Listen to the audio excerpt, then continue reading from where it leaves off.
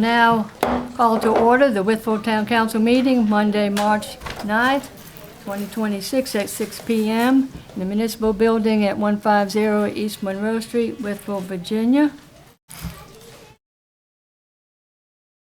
We do have a quorum. Please stand for the Pledge of Allegiance held by Councilwoman Holly Atkins. To the flag of the United States of America and to the republic for which it stands, one nation, under God, indivisible, with liberty and justice for all.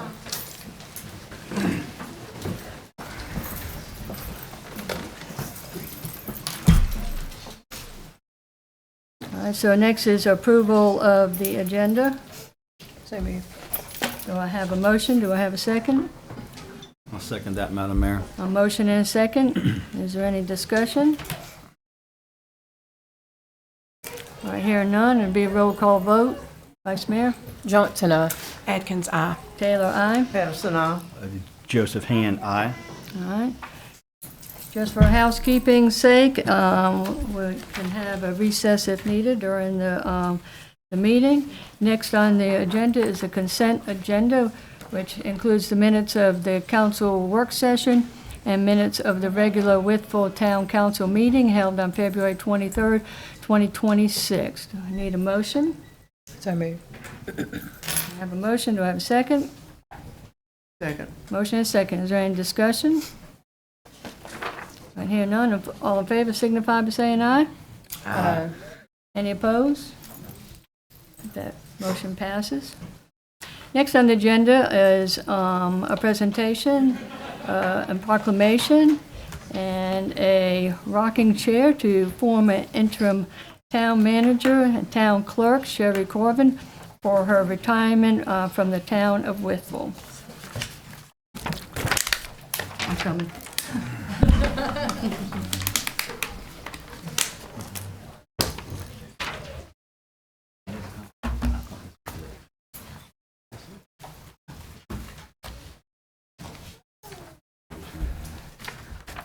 Welcome. Thank you. Good to see you again.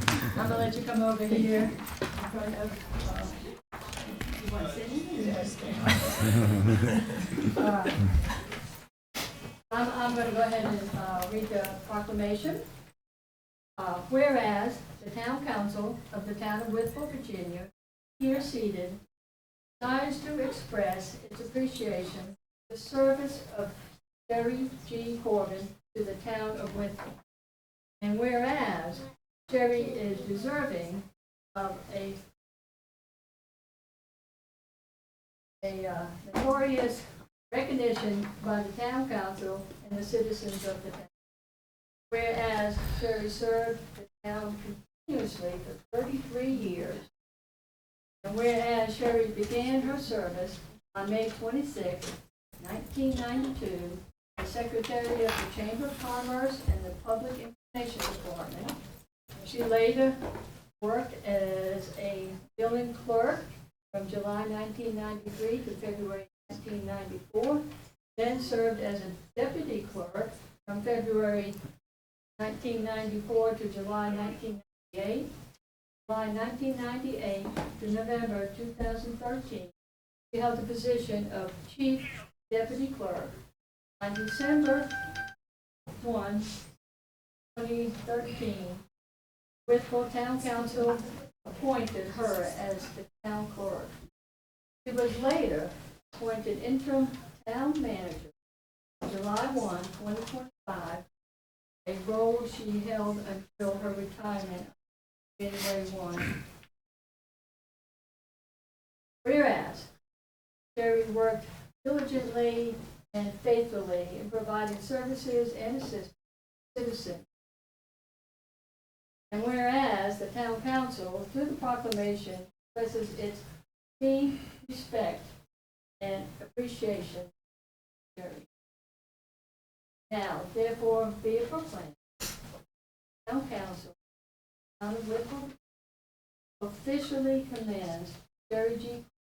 for her outstanding service. Be it further proclaimed that the Town Council extends to Sherry his best wishes for future success. In witness hereof, I have hereinto says, my hand caused the seal of the town of Wytheville, Virginia, to be affixed to the 9th day of March, 2000. This is your-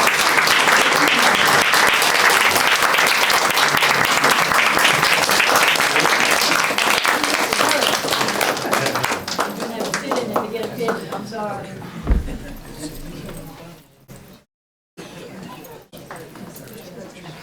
There you go. I'll get out of the way.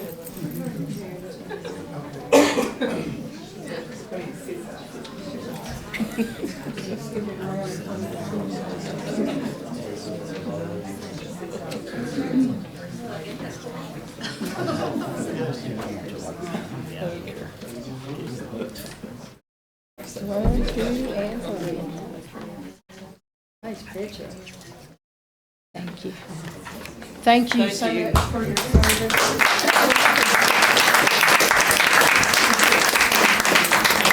Thank you for your honesty, your integrity. Thank you. And I appreciate everything that you've done. Thank you for your Thank you so much. Ms. Corbin. Get this out of here, take it home tonight. Ms. Corbin, thank you for putting up with us. I appreciate it. Thank you. And God bless you. She did great things. Thank God she was honest.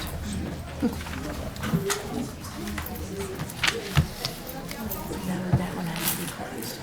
Yeah, that one has. No, that one has to be closed. Jesus. All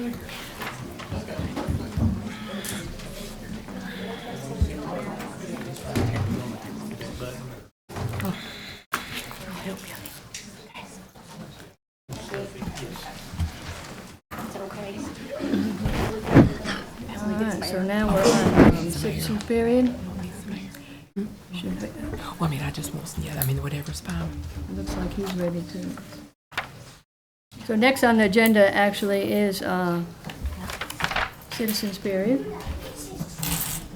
And should we go ahead and, yeah. I think if it's okay with council, we're going to let Mr. Manley come up before we do citizens time and let him do that. So David, come on up.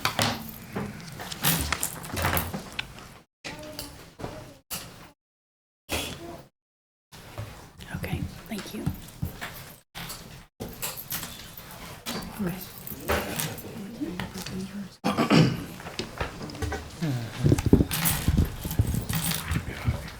Good evening, everybody. I feel like we were just here the other night. Perhaps we were. If Ms. Corvin had been smart, she might have auctioned off her chair for all the people standing in the back. Madam Mayor, members of council, assembled staff and guests, thank you for having me here tonight to give an update on the state of economic development here in Wytheville and Wythe County. This presentation is only going to hit the high spots, so I'll go ahead and say it is not exhaustive or comprehensive, but I think we'll come up with a decently clear idea of what we've been up to at the Joint IDA. Here is just a quick glance at what we're going to be talking about tonight. We'll be talking about 2025, a couple of our real estate projects, some economic indicators, and I'm going to wrap up with some comments on confidentiality. You all know how our organization is set up, but I do want to point out your two appointees for the town of Wytheville, Sherry Case, our treasurer, and Mark Bloomfield, a Joint IDA board member. We appreciate their service. Jessica Dehart has been with us since 2021 and runs the office for us. John Matthews is deputy director. He's been on board since 2015, and I began as executive director just about 12 years ago in 2014. This continuity has allowed us to build long-term relationships in both the public and private sectors to support the work I'm sharing tonight. For a brief moment, I want to let you all know what our targets are when we're doing business recruiting. These targets are developed generally through research, through supply chain analysis, and by way of the clustering effect in which ecosystems tend to develop based on existing businesses. Right now, and not exclusively, our target sectors are plastics and composites, food and beverage, automotive, power systems, and wood products. Here are a few highlights from the last year or so I'd like to share. The expansion at Dutchess Dairy that was announced just over a year ago means the doubling of their production capacity and the addition of a new line of butter. Dutchess is a great success and strong part of our value-added agriculture economy. Last spring, JST Power Equipment, a global manufacturer of power systems like transformers and switchgear, announced its first U.S. manufacturing facility here in Wytheville. They now occupy 2 buildings in Fairview Industrial Park and project about 50 jobs. This is part of a significant regional cluster, including Hitachi and Bland, AQ Transformers here in Wytheville, and several other similar manufacturers in Western Virginia. Lastly, and perhaps most significantly on people's minds, is the Solus Arcs announcement for Project Park. I'll now share some relevant facts about that and what it means. Its location on the 99-acre Lot 35 in Progress Park has been marketed for this type of investment since at least 2013. Estimated water use is minimal based on the technology the company is adopting for use in its facility. In fact, Progress Park's excess water supply is over 1.5 million gallons every single day, putting the consumption of this facility in perspective. Because of its design efficiency, this facility will use less than 0.5% of the town's daily surplus water capacity in the park. Another 50 jobs is expected to be created here, and those will be for all skill levels. But most importantly, there will be tech jobs available for those that want to work in that field. We do expect construction to begin in the second quarter of this year. And finally, what does this mean for the town of Wytheville citizens? To put the Solus Arcs project in perspective, the baseline $10 million in projected annual tax revenue per $1 billion of investment in Wythe County is more than the total collections for both personal property tax and machinery and tools tax combined. These aren't just big numbers on a spreadsheet. It's a substantial fiscal buffer that supports our schools and public safety while relieving the tax pressure on every resident in this town and county. One of our most significant projects over the past year and for the next year is the Progress Park Lot 10 site development. This $7.1 million project is largely grant funded, with Virginia Business Ready Sites program contributing about 71% of the budget, or just over $5.1 million.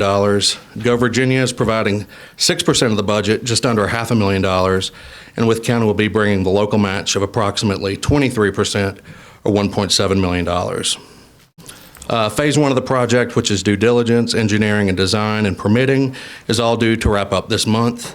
Phase 2 is the actual construction, and that will begin sometime soon thereafter. We hope to be wrapped up with that part of the project at the end of this year, if not very early in 2027.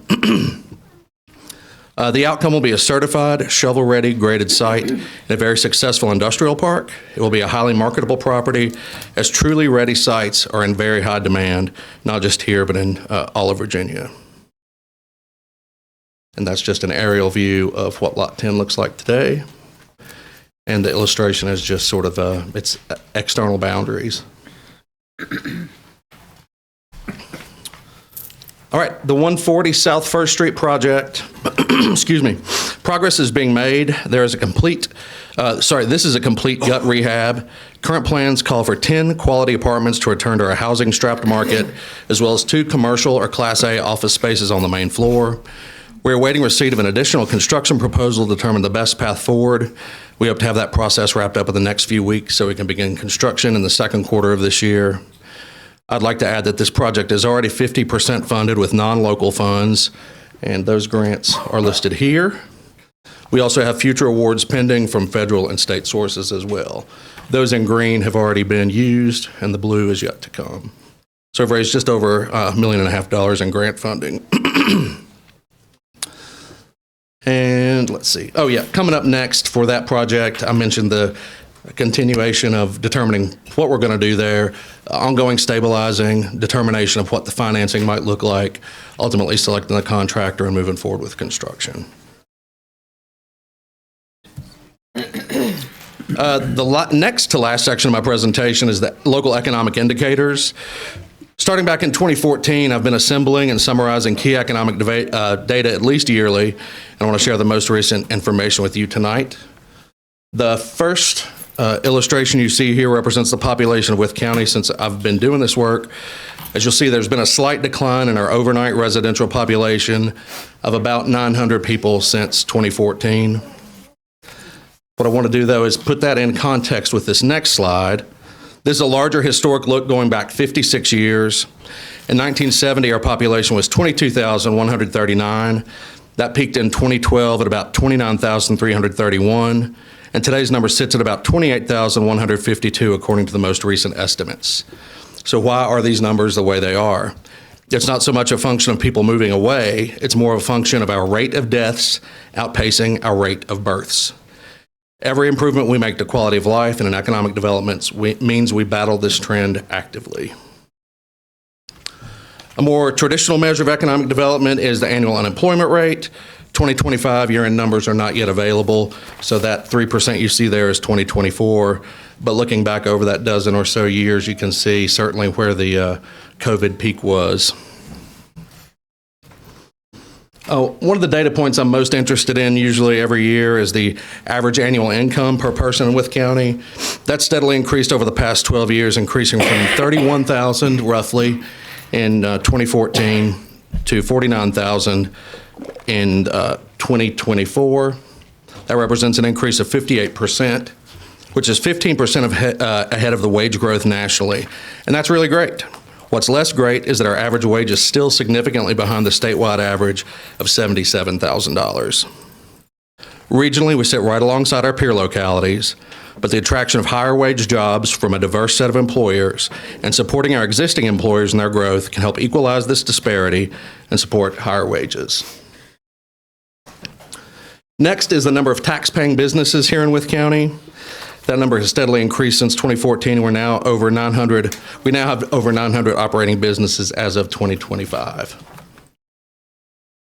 And last but certainly not least is the total economic output for Wythe County. As you can see, back in 2014, that number was just under $1.4 billion, and now we're just about to hit $1.9 billion. 2025 numbers are not yet available, but we know we're going to be getting mighty close up to the $2 billion mark. As I wrap up my presentation, with council's indulgence, I just want to spend a moment on confidentiality in economic development. I bring this up because at the grocery store or at a ball game, you might be asked about why we do our work the way we do it. Recent conversations regarding the Solus Arcs project and Progress Park have highlighted a fundamental part of our work, and that's the expectation of confidentiality. Whether we're assisting a local business in its expansion or recruiting a global firm, confidentiality is a professional standard. Just as we wouldn't share sensitive details about your neighbor's business or their company's internal plans, we do not share the proprietary information of any prospect. In the competition for jobs and investment, this is the global rule of engagement. Confidentiality is not about a climate of secrecy. It's about protecting a company's competitive advantage. We must always balance the public's right to know with the private sector's need to compete. However, we must be honest about the stakes. Transparency means very little if our citizens are unemployed and we lack the tax base to fund core services. Another way to think about it is this way. If the county or town cannot guarantee a secure environment for a company's business data or growth strategy, they won't change their plans. They will simply move those jobs and that investment to a community that will. Our local economy has grown and jobs were created by projects with code names. A $40 million plus expansion at Klockner was known as Project KP 2020. A major expansion as Musser Lumber was known as Project Groove. A recent addition of equipment and jobs at Duchess Dairy that we talked about just a minute ago is called Project Jersey. Going back further, one of the first projects I worked on was named Project Copper. That became an expansion at the company in Fairview known then as Schaffner. None of these projects would have materialized unless professional standards were followed. This was all true when I started in 2014, and it's true today. Our team is made up of earnest professionals dedicated to ensuring Wythe County citizens have the opportunities they deserve to work, raise families, and build a future at home. If we don't participate by these industry standards, we don't just lose projects, we give away our future prosperity to the communities that are ready to compete. So I'll say thank you for your time and interest tonight. I'm certainly happy to answer any questions. I know you'll have a full agenda tonight too, so I'll understand if you'd rather ask those another time, but happy to answer anything that y'all might have. Anybody have any questions? And just so you know, circulating is just a copy of the slides from tonight and our annual report. which was freshly printed today. So look forward to answer. Oh, yes, sir. Well, just a comment, a little time I've got to work with you since I've enjoyed it. Really appreciate what y'all are doing. But I just want to add this, we got all these kids in the room. Economic development isn't important for today. It's really important for all these kids in this room to have a future here later on. And that's why we've got to be a little more aggressive with it and work hand in hand with you, the county, everybody. And I think, I feel good working with you guys so far. It's been great. But it is really important for the future of all these kids in this room for jobs and grandchildren later on. So I just want to add that. It's never for today, it's for way on down the road, is what we're trying to do. Thank you, Mr. Slim. But I agree. The model of economic development we do here has been in place since 1989. I tend to think it works pretty well, and we enjoy the partnership that we have with all three of our local government partners. We appreciate what you all put into it, too. Great presentation. Thank you. Thank you. My pleasure. Thank you. Y'all have a nice night. Thank you. Your team does a wonderful job, and your board does a wonderful job. Thank you, Madam Mayor. I'll be sure to share that. I appreciate it. Thank you. Thank you.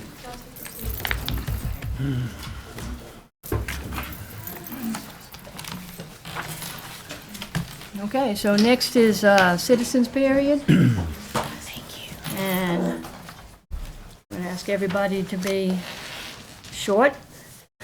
It looks like we have quite a few that want to come before council this evening. So the first one, she's got a new printout here. Okay, so Mr. Jackson, Travis,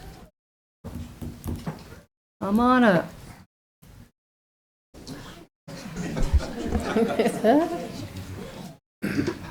Hi, I'm Travis Jackson. Just about broke my neck coming up. But thank you, ladies and gentlemen of the council. I just would like to say, as a CEO and executive director of the Wytheville Foundation, we have made an investment into a potential splash pad in this area. Of course, it's based on approval of this town council, and we're not going to advance any other dollars until some type of commitment's made to either do it or not do it. If it's not do it, then we won't make any investment. But I will tell you, my past was with the federal government, and I've worked with communities all through the United States. And decisions are never easy as a town council looking at capital expenditures. But the way that communities like this try to remediate a total cost of a project is through grants. And even with a splash pad like this, there are opportunities for grants. But a community has to commit to a project before a grantor will get serious about considering grant sources. I will tell you right now, it just closed, but the Virginia Tobacco Commission probably would have funded a portion of this project through its tourism grant program. DHCD funds projects similar to this as well, but you have to be willing to apply, because if you don't apply, you don't get it. So even though this may seem like a large sum, already you're looking at 1.2 million, actually a little more than that, in grant sources that's been committed to this project through other sources. There are other sources that you can look at to try to reduce the overall cost of this. And just like Mr. Manley said, it is important making capital investments within your community to try to attract youth, to try to keep families within your area. Those things that may not show necessarily a return on investment up front, but indirectly it does have a return on investment through tourism dollars. So I will be glad to answer any questions you may have from the foundation standpoint, but that's really all I had to say about this. Anybody have any questions? Thank you. Thank you. Thank you, sir. Thank you. Next is Carolyn Jackson.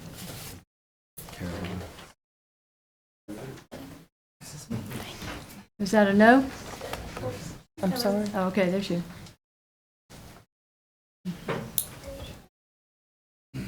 Well, so it's a surprise. I wasn't sure. I thought before that I was going to speak, and then I decided lots of other people were going to say what I was going to say. But if I go before them, right, I get to say. Most of you probably know me from, I say, my previous chapter which was as a public health nurse. Probably I've given lots of you shots, but as a public health nurse, I saw lots of need for activity for children. We did a program where we would do blood work for the children, and it was unbelievable, the LDLs or the HDLs that were low in very young children, which tells you that they're not active. So I feel like that this is such a wonderful opportunity. You know, what child doesn't like water? Most do, and to think that it would be something that any child would have access to. And then you think about this group of individuals that have come together and they've worked so hard, because I have seen these people working so hard toward this goal, to have this splash pad. And they've already accomplished this grant funding. And I think also in my previous life, you know, there would be challenges of how are we going to do this? And I think that needs to be the view here. How are we going to do this? How are we not going to do this? Because when you believe in something and you really want to do it, I believe that you can do it. And in my current chapter, I'm a grandmother, which is the best life. And my grandchildren do have access to a splash pad, which they love very much. And I would love for them to have a splash pad when they come visit grandmother. So, thank you. Thank you.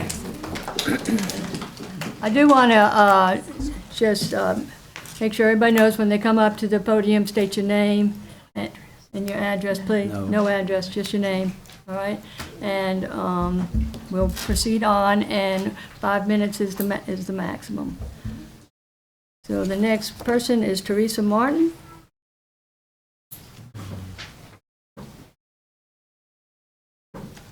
Hello. Hello, good evening. Teresa Martin, thank you for having me this evening, and I'd like to thank you for your time and consideration. I just wanted to bring up a concern I had as a tax-paying citizen here in Wytheville. My husband and I have lived here almost 5 years, and back in December and January, we got our water bill from the town. I opened it up in the middle of January, and it was significantly higher.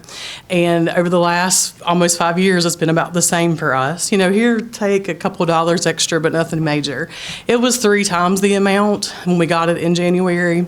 And so I called the next day, because obviously you all were closed at that time. I called the next day to speak to someone about it. And so you're talking getting the bill the middle of January, the whole month of December has already gone forward. And so when I opened it up, I was very shocked with what we saw. So I called and talked to the secretary for the town and explained to her my concern. And she said that she would go up and pull up what was going on. And she did. And I asked her to send the report to me so that we would know what was going on. When she did, it looked like on December 14th, there was a major discrepancy in our bill, and that's when it happened. Apparently, we had a water line break. Didn't know that at the time. I'll kind of get to that in just a second. But then she shared that with me. My concern is that we were never notified, and it was triple what it normally is, our bill was. And so I explained to her, I thought that there should be some kind of process that we should be notified, especially when she knew that was happening on December 14th, but we didn't get the bill till the middle of January. And so I would like to help any other citizen in the town of Wytheville who may have experienced a similar situation in the future, because I don't think that that's something that speaks highly of the town department when they should have notified someone. And I'll continue on. We checked inside the house for the leak that evening just to make sure that we didn't have something going on inside of our home. We did not find anything. So when I spoke to her, I asked if I could speak to someone else to discuss the concern about the water issue. She put me in touch with one of the engineers. I spoke with him about that, and he told me that there was an AquaHawk app that we could sign up for. He said that it was in the newsletter, every newsletter. It is not in every newsletter. My husband and I look through the newsletters religiously because we like to see what's going on in the town of Wytheville, and it just recently was put in there in February after I've made my complaint to the town of Wytheville Water Department. And I'm glad it's in there now, but it did not save me the time that I feel like my husband and I have had to deal with this. He had to take 2 days off from work work. We had to try to resolve this. When I spoke to the engineer, he was very unprofessional. He was very sarcastic, and here we are dealing, in my opinion, with something that's pretty significant. I mean, if that much water, because we went from 1,300 gallons of water to 13,000 gallons of water, and we're not notified. Okay, when I told him that we were concerned and had to figure out what was going on, his response to me was, well, we need to make sure you don't have a leak inside of your house because for all we know, you're outside detailing cars. And I said to him, in the dead of winter, we're detailing cars in the dead of winter. I don't think that that's feasible. He not only said it to me, but he also said it to my husband when he came out to the house to verify that we did not have a leak within our home. And I asked him, because he kept speaking to me saying that if you have to have somebody that's licensed, and I asked him, are you licensed to do that? And he said yes. So that's the only time he came out to the house. Then from there, we ended up having to figure out where the problem was. He kept telling me he was going to come out and have some kind of stick where he could poke in the ground to see where it was moist. He never did that. So my husband and I, and thank goodness his brother-in-law is a contractor, figured out how we were going to get the problem solved. And this was right there when it was really cold in January before we got the first snow, that we tried to get it resolved. And my concern is that had we known in a timely fashion, it took us 3 days to get it fixed, we could have had it fixed much earlier. So then we also had the bill coming in February for January's issues, and it was like over 20,000 gallons of water. So my concern is that I don't feel like it was communicated appropriately nor handled professionally, and I feel like in the future that needs to be handled differently. I know I'm going to run out of time, so I may have to come back and present or send this in writing, but I'm just worried about our neighborhood area because there are many times we've gone out twice since we've lived here, and water's just shooting up down close to the road, and they'll have to come out and fix it, and he tries to tell me that that does not have any effect on how the water's going to come back on our property, which I disagree with that. I'm going to wrap it up, but I do have other things I'd like to say, so I can come back at another time. But I just, Do it quick. okay, Do it. I just feel like he's telling me he has 8,000 customers. If you all have 8,000 customers that are having that kind of issue in Wytheville, that's a problem. I feel like there should have been some personal courtesy given and told to tell us that we had this issue, but that was not given. And we ended up having to call 811 because we had to have everybody come out so we could create a new line at our house. And so we did that, but nobody else, he was supposed to call me back and tell me that it was fixed. He never did. I had to pursue that. I just feel like it was not handled very professionally, and that's very disappointing because I've never had this experience before. And if we had been notified, then that would have taken care. And there's a lot of older people that live in our neighborhood, and he kept talking about the app. A lot of them are not going to know what an app is or be able to use it, or may have somebody else pay their bill and don't even know that it's triple the amount. And so I'm just concerned because I feel like it should have been handled differently. Let me make sure I didn't forget anything I wanted to say. And I'll be happy if I need to come back and do a presentation to show you some of the concerns we have in the area, but I'm just concerned in how it was handled. I think I would like for you to come back, and Okay. in the meantime, I would like for you and the town manager to get together if you already haven't spoken to him. We have not. And, and make me, and then you're welcome to come back. Okay. I do have a question, if you Sure. don't mind. Was any of your bill adjusted? Because I think your sewer bill, I'm thinking that your sewer bill is supposed to be adjusted. So that was the other piece. When he came out to notify and say that we did not have a leak in the house, he did check the sewer, and that was also listed on our bill as being triple as well.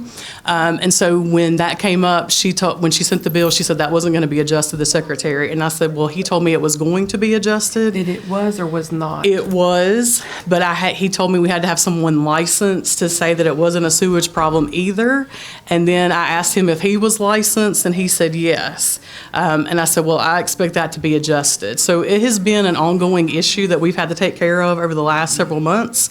And I just haven't had a chance to get here because of my job.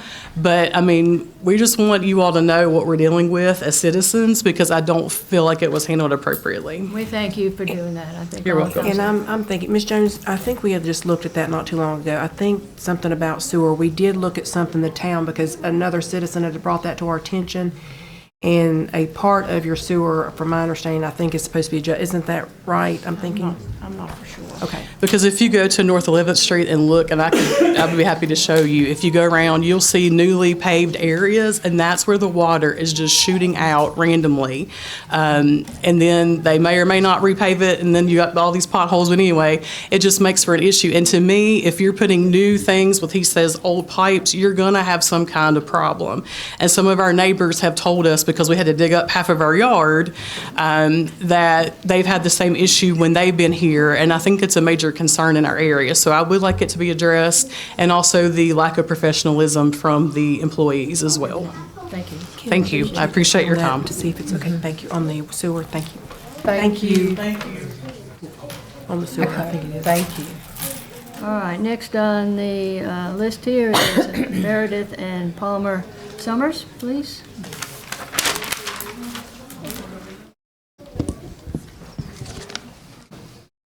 Good evening, Mayor and members from the Town Council. My name is Palmer Summers, and I am 9 years old. Thank you for letting me speak again tonight. A little while ago, I came to a meeting to talk about bringing a splash pad to our town. And I'm really happy to be back because I still believe it's a great idea for our community. Before I lived here, I lived near a splash pad in Richmond, Virginia. It was one of my favorite places to go play. Kids of all ages could run, play, and cool off, and families could spend time together outside. It was always full of laughter, and people could enjoying the community, our community. I think a splash pad here in Wytheville could give kids in our town a fun and safe place to play. Not every family could go to pools or travel far, but a splash pad would be something everyone could enjoy. I love our town, and I would love to make fun memories at a splash pad here, just like I did before. And I think lots of other kids would too. Thank you for listening and thinking about bringing a splash pad to our community. Thank you.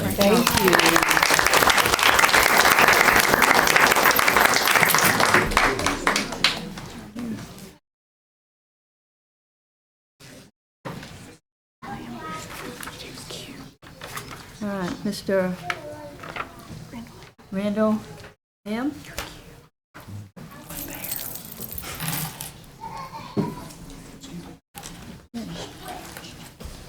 Thank you, Mayor, Council. I'll be quick. I suspect I'm in the minority, given the group here, but I have two teenage kids who got to enjoy splash pads all over the country and all over the world when we were stationed in other places. They loved them. They are absolutely amazing. And as a concept, I absolutely 100% support the idea. I mentioned earlier, I have a third child on the way. I would love for her to be able to enjoy a splash pad also. All I ask is that if you guys continue with this plan, which I think is a wonderful plan, that you practice fiscal responsibility and don't take on any new debt or defer expenses for, you guys have talked about pipes and patrol cars and all these other expenses that are absolutely necessary for our community. I don't want to see us take on new debt for a new operational expense. Thank you. Thank you. Next on the agenda is, Mr. Grant? He didn't hear you. Oh, thank you. No? Good evening, Council. Thanks for having me. I'm Grant Gerlich, Director of Museums, and I have a relatively simple request, I hope. We have the Rock House Memorial Fund, $7,388.61. It's an endowment. Well, it was a gift and put in an interest-bearing account, and it's been on the books since 2017. And it is for a Haller legacy exhibit in the Rock House, because the Haller House and the Hallers have a long, generational in the medical field. So this was a gift by Jacqueline Jackie Perlman Oler, and I think you all have letters that Francis sent to Colonel Oler thanking him for his mother's gift. So we'd like to move those funds to an appropriate line item for the medical exhibit for the next fiscal year and get it out of that account and move it into a line item. So that's what we'd like to do. I have more information if you'd like it. I have a whole family tree, but that's a lot of information there. Thank you for sharing that with council, and we'll get up with management and Okay. talk about it. Thank you. Okay. Thank you. Appreciate it. Thank you. Mayor Taylor, I think we're supposed to vote on that. It's on the agenda. It's supposed to on be that- a motion and roll call vote for that. That's on the agenda down there. A, 11A. Item A.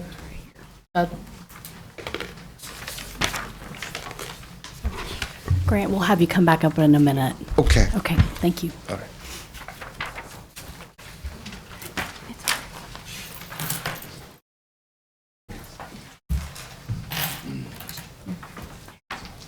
Mr. Mike Forrest, please. And again, state your name, 5 minutes. Mike Forrest, Withers Road, Wytheville, Virginia. You have a minority of two now. I understand the want for a splash pad, but my wife has a good definition of rich, and I think we try to live by it. You're rich when you have everything you need and some of what you want. I think the town should operate that way also. The splash pad that's been suggested, the original estimate was $1.6 million. After a feasibility study, the number came back at $3.5 million. That is way too much. With a town that went over budget, I just learned in a previous meeting today, about $3 million this year, there's going to be $24 million of new debt coming on in the near future. We can't afford it. I think it's irresponsible to continue, as one of the council members said, to keep spending money that we don't have. We've got to be rational. Later on, according to the online minutes, there's going to be a report by the town manager, a discussion about the town. There's 2 locations listed. The first is the original one, the $3.5 million. The second one is adjacent to the pool, involves tearing down the picnic shelter and removing the kiddie pool, as I understand it. That estimate for that is $1.5 million, does not include the demolition of existing structure of $250,000. So we're looking at $1.75 million right there. And that's an estimate. I don't know if that estimate's going to double like the first estimate from 1.6 to 3.5 million. There's 3 suggested motions. Number 1 is proceed with its construction of the splash pad at the original site. That's the 3.5 million. Number 2, put it adjacent to the pool. I assume that's where the picnic shelter is now. We don't know the cost of that. We've got an estimate.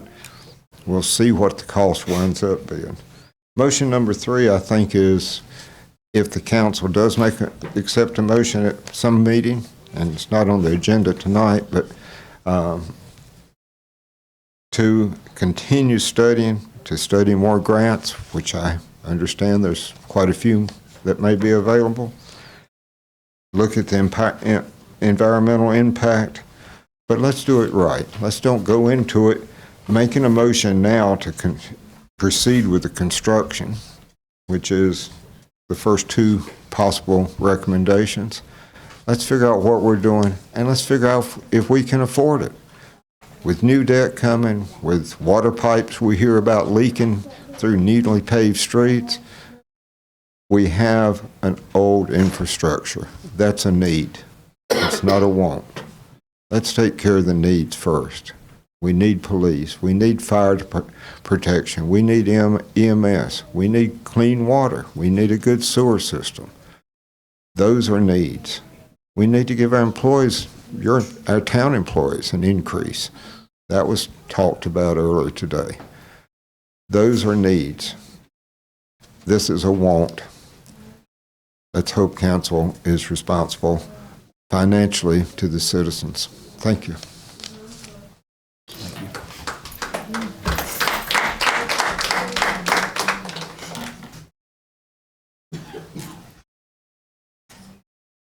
All right, next on the list is Susan Griffin.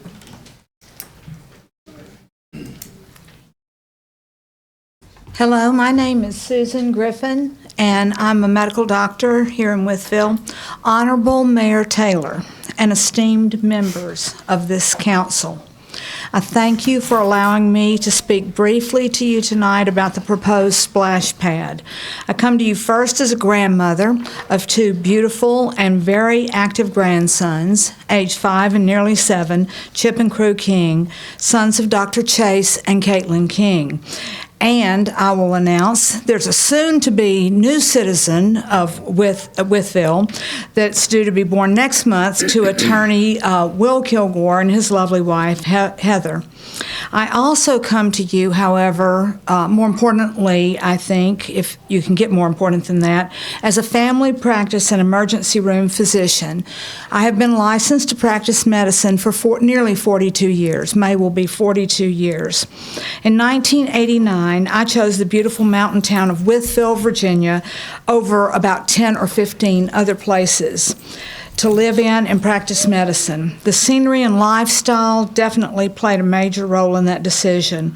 But I also admired how the town was governed and how cohesive the generations here were.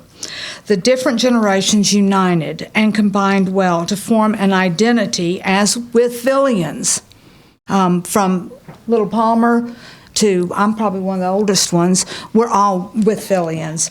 I believe that the splash pad offers a unique opportunity for our citizens to unite for the good of all. In my years practicing medicine, I have seen many things, including the exclusion of children who are deemed different from social, educational, and sports activities. These differences can arise from financial status, urban versus rural backgrounds, religious affiliations, the simple color of their skin, intellectual abilities or disabilities, and difficulties in communicating, such as autism, stuttering, having English as a second language, size, height, weight, stage of development, and physical disabilities where the child may need to use an assisted mobility device or a wheelchair. I believe that competitive sports, school bands, cheerleading, and so forth are great, but some kids simply get left behind and get left out. This can affect them for the rest of their lives. As adults in leadership positions, we should all seek inclusive activities for our citizens, from the very young to the elders. I believe the splash pad would help in that regard.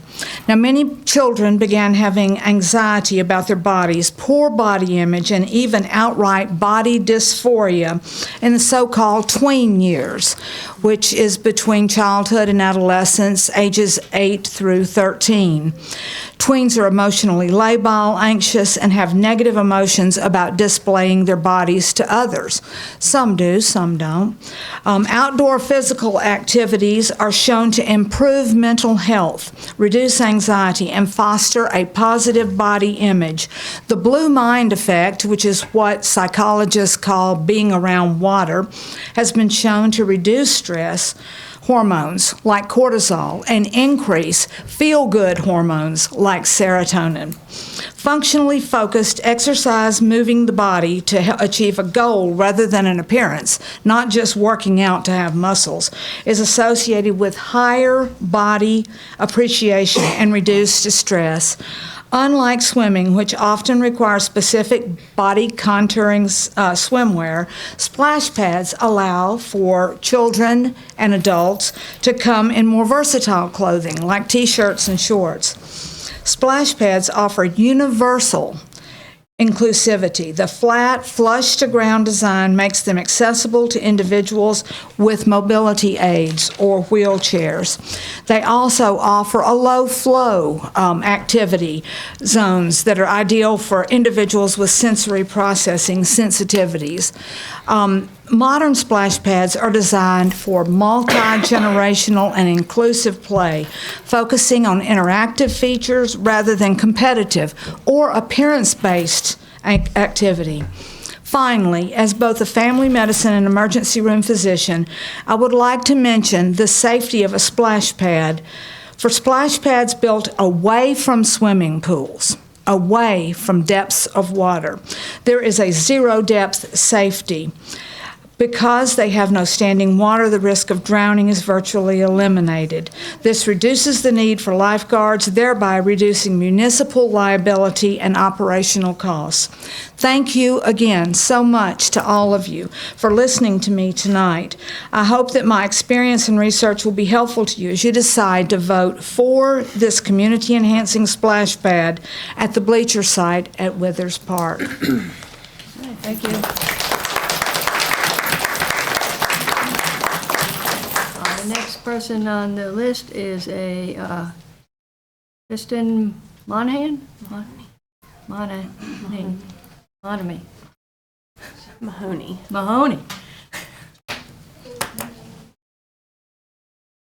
Nobody here by that name? She's getting her. Oh.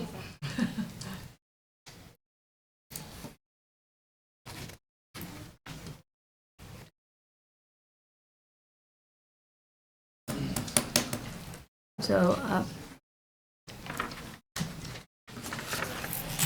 going to go ahead and skip over here and she'll have a minute. We'll go with Brian Daniel. Is he here? Brian Daniel. Wanted to speak.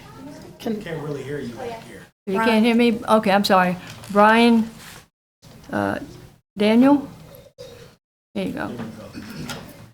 If you'll just state your name and you have 5 minutes, please, sir.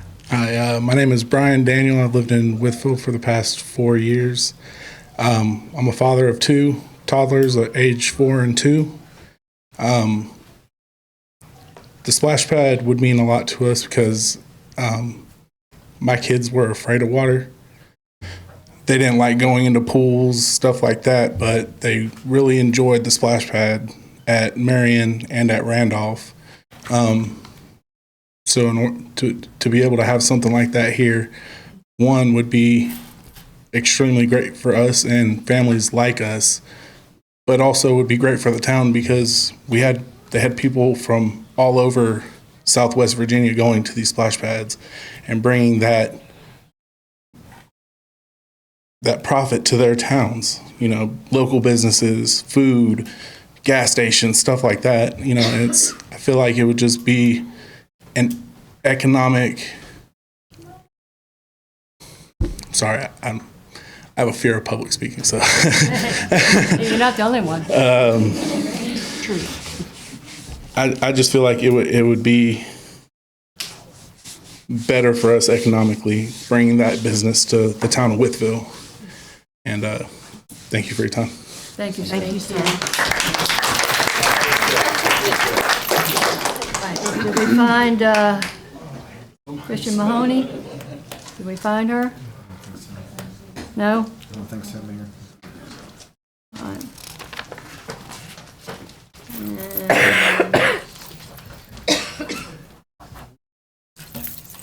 This is he just spoke, right? That it? Right. That's the list. We will now close citizens period.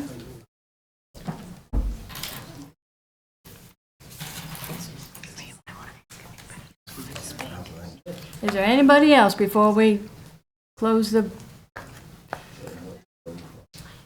I signed a list. Oh, you did? Okay, well, come on up here because we're not. Hi, my name is Robin Pisano. I don't need it quite that close. I'll be speaking about something completely different, and I'll be as brief as possible. And you all probably know what I'm going to speak about already. Been doing some research, looking at past minutes, past meetings, those types of things. I just wanted to start tonight by speaking directly, Mr. Slimp, to you, if I could. At the last meeting, there was mention of, over the next 2 to 4 years, of $300,000 for a phone system, for the phone system upgrade. If the town council members had not awarded themselves $100,000 a year for this year and following years, in 3 years, you'd have your $300,000 for your phone system upgrade. Additionally, the $2,333 for the Everbridge system, and these are your words, find somewhere in our appropriations budget for that, and an annual budget for $7,000 for the Everbridge system upgrade. I'm not sure if the 3 council members who had not used their $20,000 allotment have used any of their $20,000, but there's your $9,333. Additionally, the $5,000 that it's going to take, and again, Mr. Slimp, in your words, to find that money, there's your $5,000 to put the brackets up on Heritage Walk. The next, and I would have to, with all due respect to Mr. Manley, the projects listed in the community with code names, like for Klockner Penoplast and the dairy farm and those places, those are established businesses. We know what they do. The concern has been the data center and how that came out to the public. Good or bad, people are going to have differing opinions. You can go online and find 100 people that have every negative thing to say about a data center and find 100 people that are going to turn around and support it 100%, from closed loop systems to just whatever the case might be. But the problem with it was it went on Facebook as a post after it was already decided. Now, the problem with that is your closed meeting on, and this is addressed to all of you, your closed meeting on March the 5th was when you had folks standing out on the sidewalk with posters demanding transparency. And keeping secrets doesn't work. It never has. It never will. Do I understand the concept of some of the businesses packing up? And I get everything that Mr. Manley said today. I do. But what was published was this statement, a discussion concerning a prospective business or industry, or the expansion of an existing business or industry where no previous announcement has been made of a business or industry's interest in locating or expanding its facilities in the community, project transmission. That is an obtuse statement. And before I chose to use the word obtuse, I looked it up to make sure that I understood what it meant, and it means it's deliberately confusing. Also, after watching that meeting, prior to you going into closed meeting, after it was announced as a closed session, Ms. Johnson requested an additional item to be added to the agenda in the closed meeting. That item was terms or scope of public contract property leases. But that was a closed meeting, and then something was added to it, added to the agenda after it was announced that that was the one thing that was going to be discussed. And to me, that still makes absolute zero sense. Thus, the reason the folks were standing on the sidewalk with posters objecting to the lack of transparency. Folks don't want to find out about things after it's been decided. They do not want to find out after it's been decided. Mr. Forrest, last year, in 2025, now first I'm talking about the $100,000 a year. These are all big dollar, but these are big dollar. I'm not talking millions and billions of dollars, I'm talking $100,000. But additionally to the $100,000, the council voted last year for the budget 3 council members more than doubled your salary for a part-time position. And I've already read that it was explained that you're an elected body. Vice mayor's salary went up. Mayor's salary went up. Offered insurance, part-time hours, yet town employees who are part-time, they don't get that. But I had I have one question. Those are just statements, and I do have one question. Besides the salary that you receive, do you receive compensation for meetings, additional meetings that you attend or chair? And if so, how much and what types of meetings?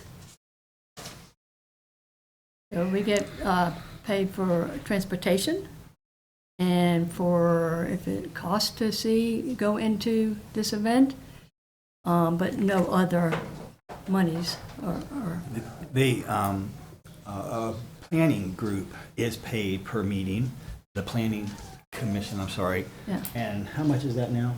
$200. Per meeting. If they don't meet, then they are not paid. 200 per meeting? Yes, per month. Okay, so that is per meeting or per month? Well, they meet once per month. Okay, I'm sorry. okay. So, yeah, per meeting. So I guess I would just want to wrap up my remarks with, in my opinion, if a poor decision is made with $100,000, if salaries are doubled, I'm not exactly sure that it's kind of like when you're a child, you get to make little decisions until you prove you can make big ones. This is chump change compared to these bigger decisions, and I don't think you're making good choices on the chump change part. Thank you. Thank you. But I do want to say something as well, that all of my mayor's money goes back into the community, and I have a list of things for where it is gone. I pay my own family's health insurance every month, right up here, just like everybody else does. All right? Appreciate that.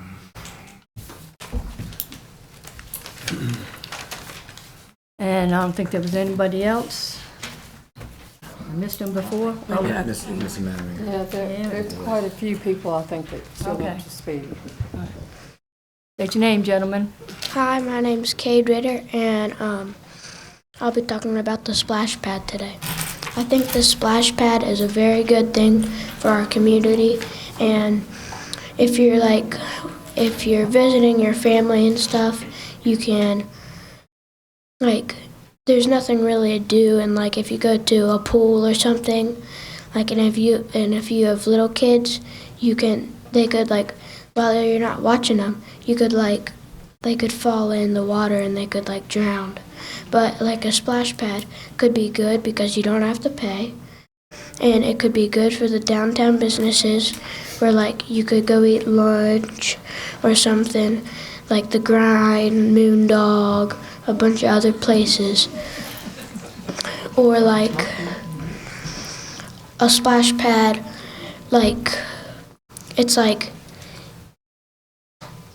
it's good for our community, and people that don't really have a lot of chances to go to a pool or stuff have their own chance to do it. Thank you. Thank you.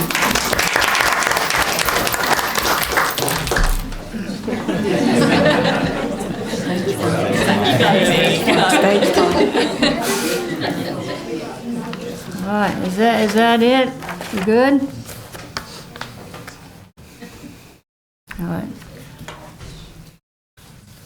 So we're going to move on with our agenda, if that's okay with everybody. And next on the agenda list looks like a presentation and discussion of the proposed splash pad by interim town Christopher Slam.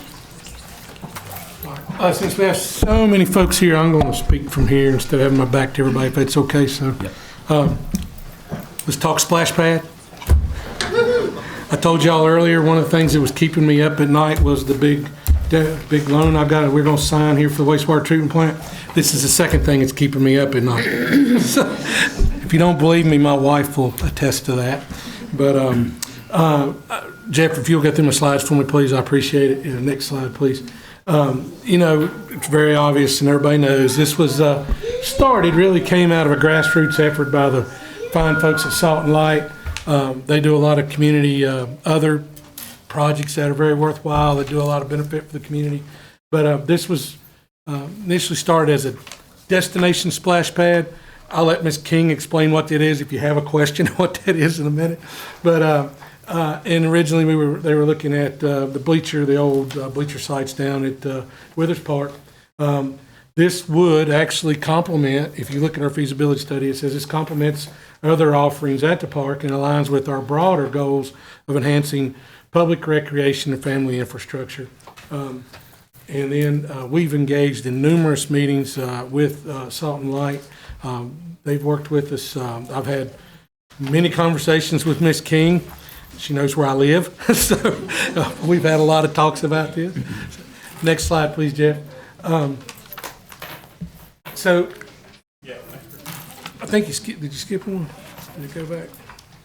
Yeah, back up just one, yeah.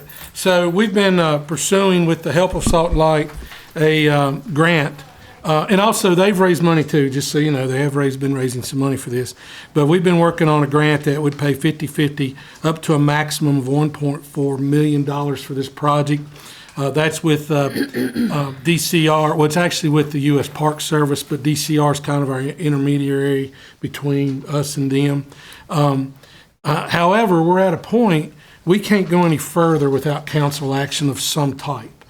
We need to, no matter what site we were to pick, we need to get these environmental impact studies done before the end of the month, so we can get those to DCR. My understanding is DCR is going to review those, and then somewhere around mid-May, those would be sent to the U.S. Park Service. And I found out today, I think the award would probably be early fall at this point for anything like that. So next slide, please, Jeff. We did do a feasibility study. We had some funding they got us for that. We did that on the old bleacher site, and one of the biggest reasons we did that is because that is in a flood-prone area, flood zone area. Their project came back estimated at $3.4 million. However, we've had multiple talks with Salt and Light and our own group inside us. We do believe we could get that down closer to a $3 million project if we were to go there. It was recommended that we would have to do some flood engineering if we go into that particular area. That is a flood-prone area, and I'll show you some stuff here in a minute on that. During a meeting we had with DCR back in January timeframe, we also learned that there potentially could be another obstacle to that property because we leased that little area, or we have been, and that would require that area, because we leased it, to have to be put in a conservation easement. So that gave us potentially just one more obstacle. So because of that, we also started looking at another site. I'm a money person. I don't want to lose the grant no matter what we do with this. I really don't want us to lose the $1.4 million opportunity. So we were looking at another site that would be near there at the pool, as you know. And again, we were at a point where we're going to have some further direction from council. Next slide, please. As I mentioned, this has been a flood area. This is one of the problems we have down there. We have identified a potential way to resolve a little bit of this. And with the rock wall you see there, I've been working with Billy in engineering, and we have potential how we could not necessarily stop flooding when it does happen, but we could at least reduce some of the flooding down there. I've been here 2.5 years, and I've seen it once since I've been here. So we have to consider that. Actually, that whole area down there really is in a flood zone when you look at the FEMA map. I looked at it today and identified to make sure I was right about that. Next slide, please, Jeff. So just, I think they've covered it pretty well, but what's a splash pad? It's basically an area that has zero depth water. It has spray features, fountains, water jets. Wish I'd have had this when I was a kid. So it features no non-slip surfaces, a lot of interactive motion sensors that make it work, like dumping buckets and so forth. Again, I'm probably too old to get to play down there, but it would be cool. So, I think it's the 99 age. yeah, it probably is. Oh, it is. You can go. My wife's not going to let me go down there, I promise you. So, but there is little standing water, so the doctor's right. There's very little risk of any drowning in one of those things. So the need for lifeguards are not they're not needed. And they're typically more affordable and more sustainable than swimming pools as an alternative to swimming pools. Next slide, please. They're mostly managed on site. They do rely on, we do have to have personnel costs to maintain some of it. We'll talk about that in a few minutes. The ones we are looking at have water it collects. It, I guess, like I said, regenerates its own water, so to speak. It's not always using new water. Yes, it will. Recirculating, that's the word I was looking for. Thank you. It does make the water usage minimal, which is a good thing. I've tried, and Ms. King both, and we talked about this extensively, trying to find research on these, and there's just not a ton of research on them as far as, some of the things I'd like to know about them. But overall, when you research like water park features, what this is, they for the most part are very attractive. They do produce a positive economic benefit, and they do improve the quality of life as well as enhance community appeal. So it's not a bad thing by any means. Next slide. This is what I'm thinking is more of a destination type splash pad. If I'm right and wrong, you can tell me, but that's more or less what a destination splash pad would look like. Next slide, and this is a little smaller version of that, similar to what like maybe Hillsborough, Carroll County has when I've done some research. Next slide. So location number one was the old bleachers. This is the site that's preferred by Salt and Light, and most of their polling has indicated that as well. I think they've done some independent polling. It would be no larger than 7,000 square feet, and that is also including the dry deck around it. And this is the site that, is very much more visible when you come into town. It's seen a little better and has a little more capacity. We can at least put 100 folks or more on this type site when you look at it. One of the drawbacks, restrooms, while they're not required, are recommended and are spelled out in the feasibility study, so that we would have to add to that site if we decide that's where we're going with this. Next slide, please, Jeff. Again, one of the major challenges is in a 100-year floodplain. It does create us, we would have to elevate that pad at least probably 3 feet, the pad itself. And then any of the mechanical and electrical components, they do have to be 1 foot above the 100-year floodplain. So that does require us to elevate those higher than the pad itself. Another potential issues we have, and I have seen it, we have had wastewater come up because everything in town collects, for certain parts of town, goes right through the manholes down there. If they back up, we have had some of that happen. We did do an inflow and infiltration project, an I&I project recently. We do believe that's going to correct some of this, but not all of it yet. And honestly, we've not had any major rain, Stephen. Tell us if that's done it. There's still some more steps to that project to go, but we have done quite a bit of it to try to correct some of that. And additionally, it is home to a historical marker in the love sign. So those are just some things we have to work around there. Next slide, please. Estimated cost for this. Go back one, Jeff, please. Thank you. One more. There we go. The estimated cost, was in the neighborhood. Just the pad itself is $1.5 million. When you look at all the other things we have to do and add the restrooms and fix the engineering, do the flood engineering, we're right around $3 million still, we believe, to do this. I know Salt and Light is going to approach the county for some more funding potentially for this to see if they would help as well.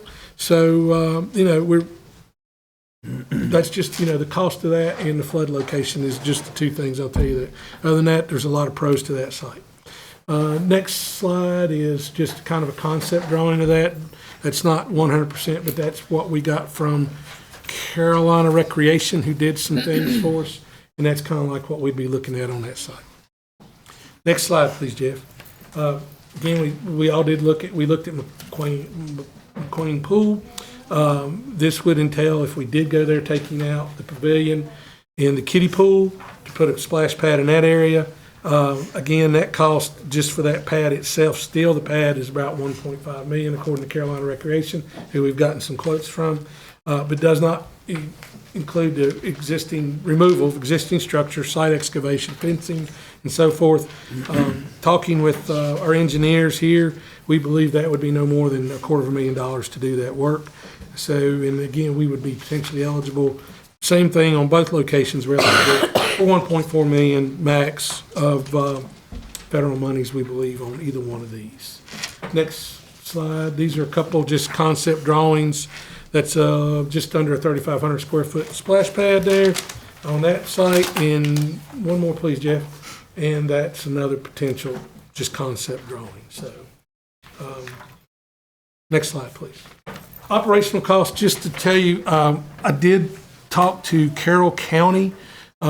Carroll has a 3,200 square, or under, that's dry decking and all. It's almost 1,600 square feet of splash pad wet area. Their operational cost is about $20,000, not to include any staffing that goes there. Talked to the lady over there. She was very helpful. Said, just gave me a couple hints that, when they first opened, they said one of the things that just took some time to get adjustments and, understand their chemical balance of the water and so forth. Then I called Loudoun County. Loudoun County has a 10,000 square foot splash pad, and I had a conversation with a couple people there. I didn't get they couldn't either one provide me with numbers. I was looking for some numbers, but they did tell me, one of the things that, they had positive, theirs was a very positive impact to the community. They said the one thing they didn't do, they wish they would have done, is put locker rooms for changing and so forth. Some of the things we're kind of considering with it. There, they have to test their water their water quality every 2 hours. Here, I've talked with our Parks and Recs. We would have to test it morning, noon, and afternoon. And so it does require some staffing to look at it and look after it. I did get, literally right as we were starting the meeting this afternoon, Carolina Splash Pad sent me, or Carolina Recreation, sent me some operational cost in the neighborhood. They thought less than $20,000 for a pad these sizes. So they did send me some stuff on both of those. So That's good information. it is, and again, there's personnel cost to some of this we'd have to talk about, but nothing I think is going to kill us, but we do have to discuss that. So we're at a point, if we want to move forward, next slide, in any manner. My concern really, obviously price is always going to be a concern for anything we do, but I don't want to lose a grant. If we have any type of appetite for this, we cannot afford to lose the $1.4 million grant. So we're at a point we need to make one of, if you want that, these are basically three potential motions. We either build it at the original old bleachers, or B, we do to the pool, or three, you at least give us the authority to do the environmental impact studies on either or both sites and get those on to DCR so we don't lose our grant potential. I'm very, that's the one thing I don't want to give up. If we're going to do this at all, we really do need to try to keep in the running for the grant. And we are on a timeline for that. And so we've kind of come to council we're just at a point we're going to need further direction. Mm-hmm.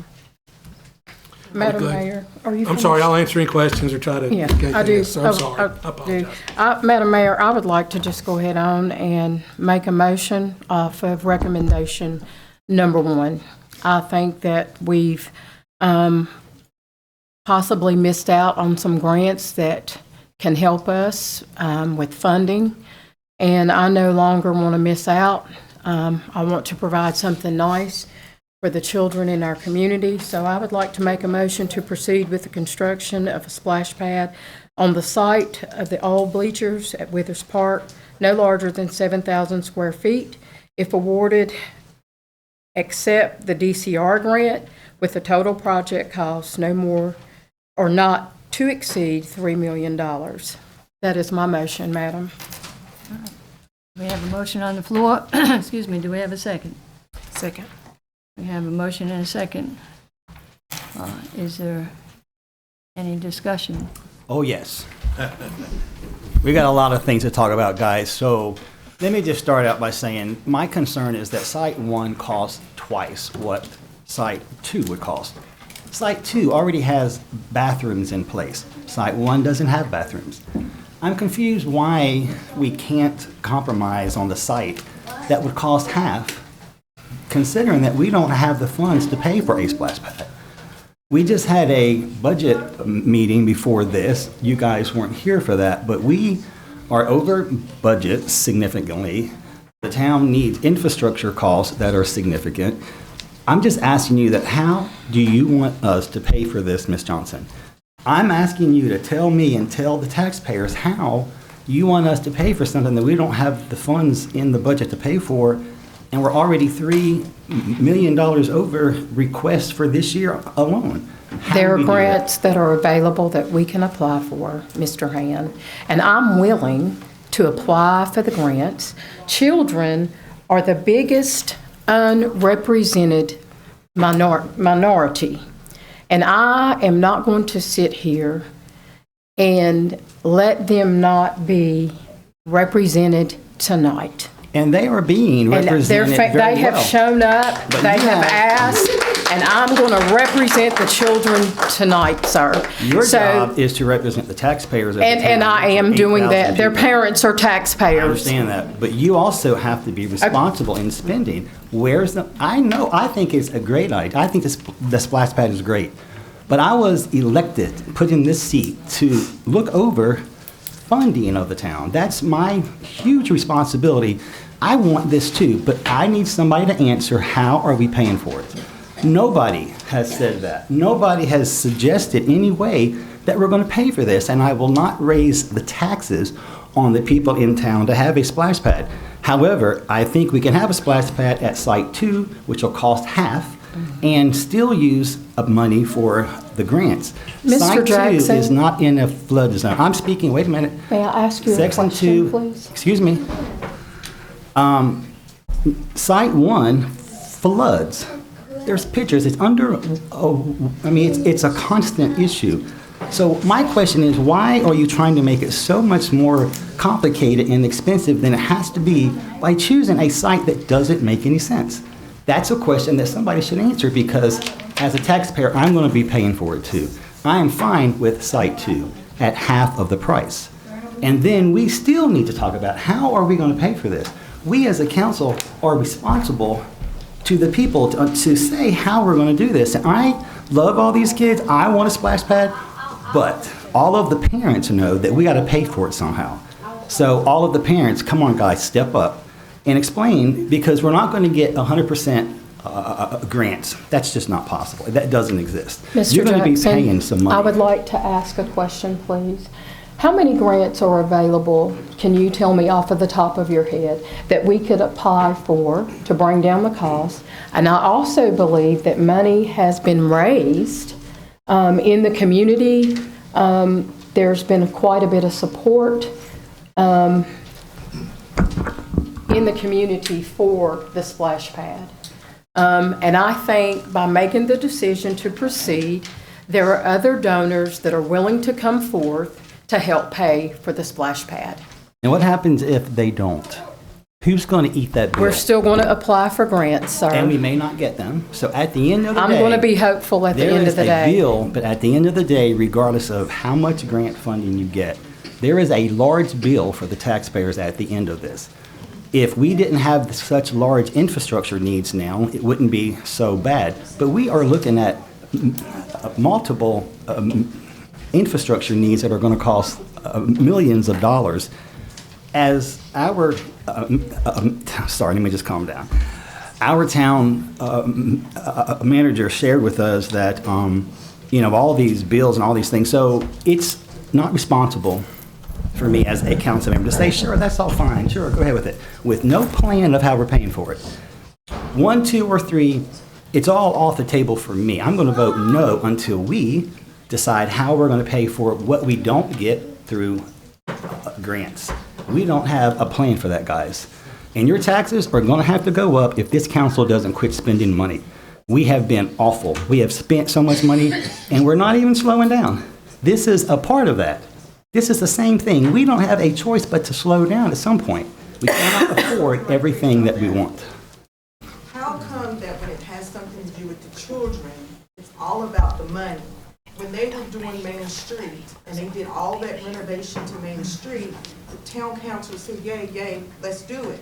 But now, I believe the majority of the parents that's in here are going to support the splash pad, but it's like, everybody's wanting to say, no, where there's park, if you do it behind the park, you're taking something away from the town, that they use it for shelters, for picnic areas. Ma'am, can you come up to the podium? Can you come up here so we can hear you? And let me just share something too. I never I would saw love to a hear plan you. where they were tearing down the picnic shelter in the back. That was never in the plan. All of these discussions have been had that council doesn't even know about. So for me, until we know how we're paying for it, I'm not supporting it. And we need to. It's a I'm asking motion you on the guys. floor. I'm not finished my discussion. I'll let you know when I am. I am still talking. Imagine Madam that. Mayor, I ask you to be responsible in the spending. We are over budget massively. We can have a splash pad in a period of a couple years if you budget for that appropriately, but I'm still waiting for someone to tell me how that we're paying for it. And Madam Mayor, we had a discussion today about how we as a council have not been responsible in spending. We had that discussion, and I also had it with someone else. I mean, I'm just asking you to, I wouldn't do option one, period. It's just not the right site. Option two, I will vote for that if that comes up as a motion, but we're going to have to talk about how we're going to pay for this and all of these things that everybody is asking for. Somebody's going to pay for it, ma'am. I mean, I understand what you're saying. Our taxes, but I'm responsible to spend that money wisely. It's not. We just don't have it. I just Did wanna you have it when they that were redoing Main Street? Well, that was a whole downtown. It was a 7 But does it matter what it was for? You know, It was now infrastructure called streets, walkways, infrastructure. But you had that just did improved it the years whole before town. that. Man, I'm not going to argue with you. I'm just saying I was here when that construction took place. Yeah, It was I was too. infrastructure stuff. It was all walkways and curbing, the gutters, Correct. street lights. All that was a part of that plan. This is great. I'm just saying the town is not in a place where we should be spending money without us having a conversation about it. We have not ever talked about it, except this is the first time they're actually talking about it. That's just ridiculous. It's not how you run a town. It's not how you do things in business. It's just not how you do it. And I am just frustrated. How long have you been on town council? This time, 1 year. Okay. But I served So before the- for The 4 splash years. pad has been an issue that everybody's known about for how long? Before I came on council, I knew about a splash pad. We have never talked about it, ma'am. So I don't, But I know whose it's changed and all. responsibility was that to talk about it? Not when we come here as taxpayer and citizen, and now we hear from you that all of a sudden, oh, we've never talked about it. It's not all this. I'm just sharing with you, we have never talked about how we're paying for it. That's the point. And that, but Before that's it what was ever tonight is brought for. up But to that's the what tonight's town, for. why wasn't that discussed? That's what tonight is for. And those of you who pay taxes Correct. get a chance to come up and speak. That's what this is all for. But I'm responsible, ma'am, for I'm responsible I guess the for question spending. that I can't understand is that everybody that's in here knows that it's going to be a cost. But I've been a resident of Wytheville, born and raised. I'm 60 years old. I've raised 2 kids here in Wytheville. When my 2, that's not little now, was growing up, there was nothing here for them to do. Nothing. When we were growing up, everything that was for the town was free.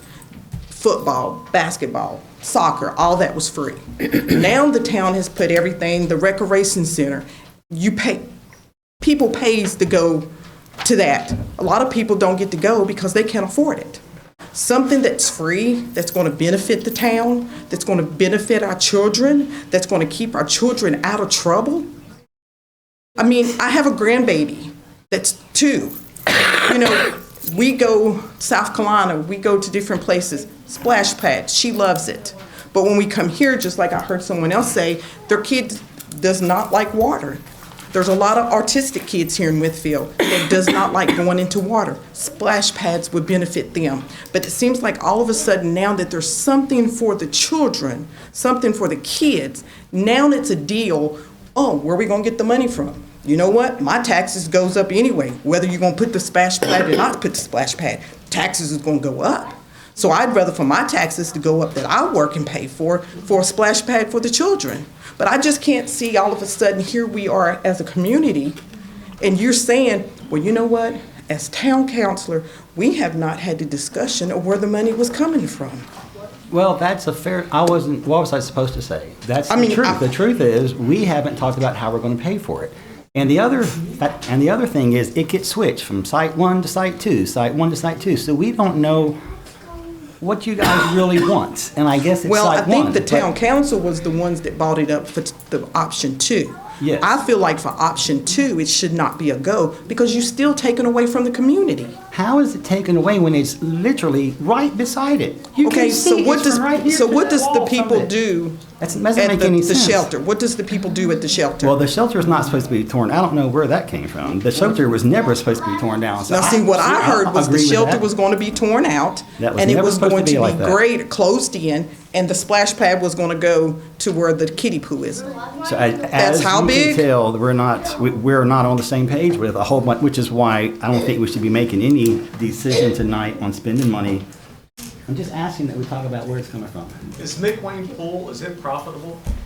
No, So- sir. It's not supposed to be though. I mean, It's not supposed to be. Thank you. So you just Right. answered your own, what's your? well, I what's your didn't say it was ballot? supposed to make any money. I just said we have to spend the money to get it somehow. I know, but you. And guys, you Come have up, to come speak. up, You got to please. step up. You Come up, can't. please. Thank you.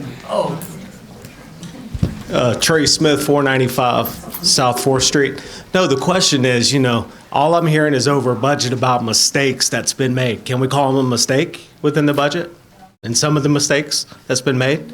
Or money's been allocated to not hit infrastructure areas because maybe the council hasn't stepped up and done so over a period of time? Is that a fair assessment? Absolutely. Absolutely, it's a fair assessment.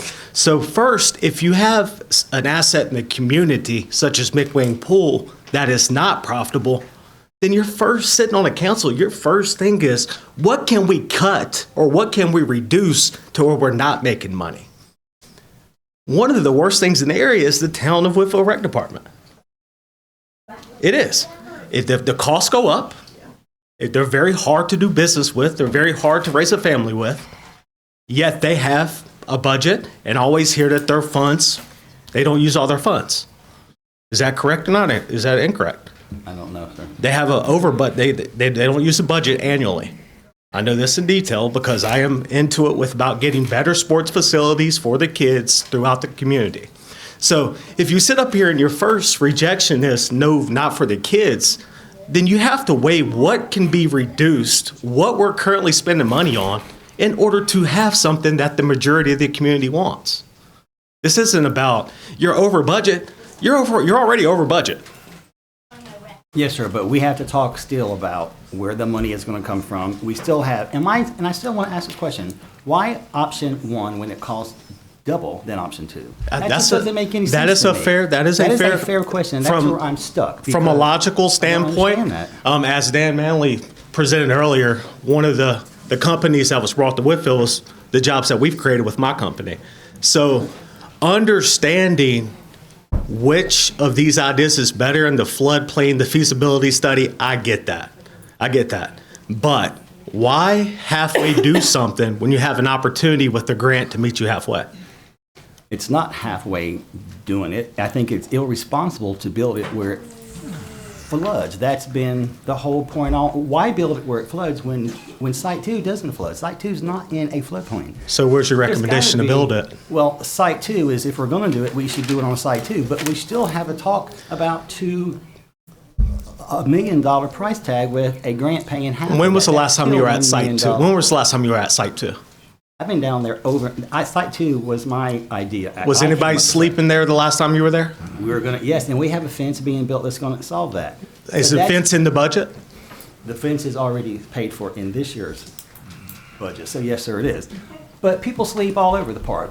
There are people sleeping down in that park the same way they were here, so that doesn't make sense to say people sleeping all over town, but that will be fenced in. That was the idea, was to have it fenced in. Yeah, and I commend that you're in a minority and you speak against it, but I think that you have to look at the bigger picture.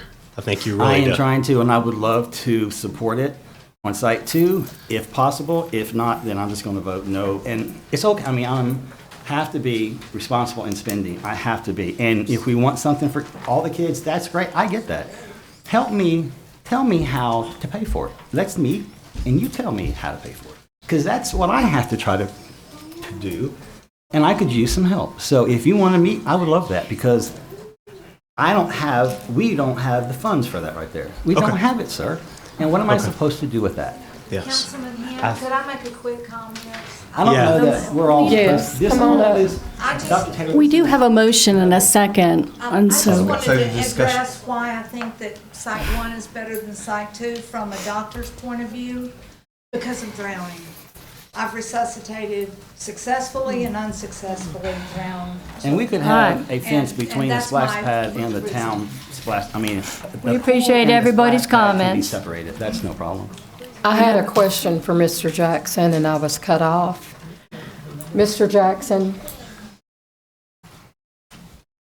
you had mentioned grant funding, correct? Yes.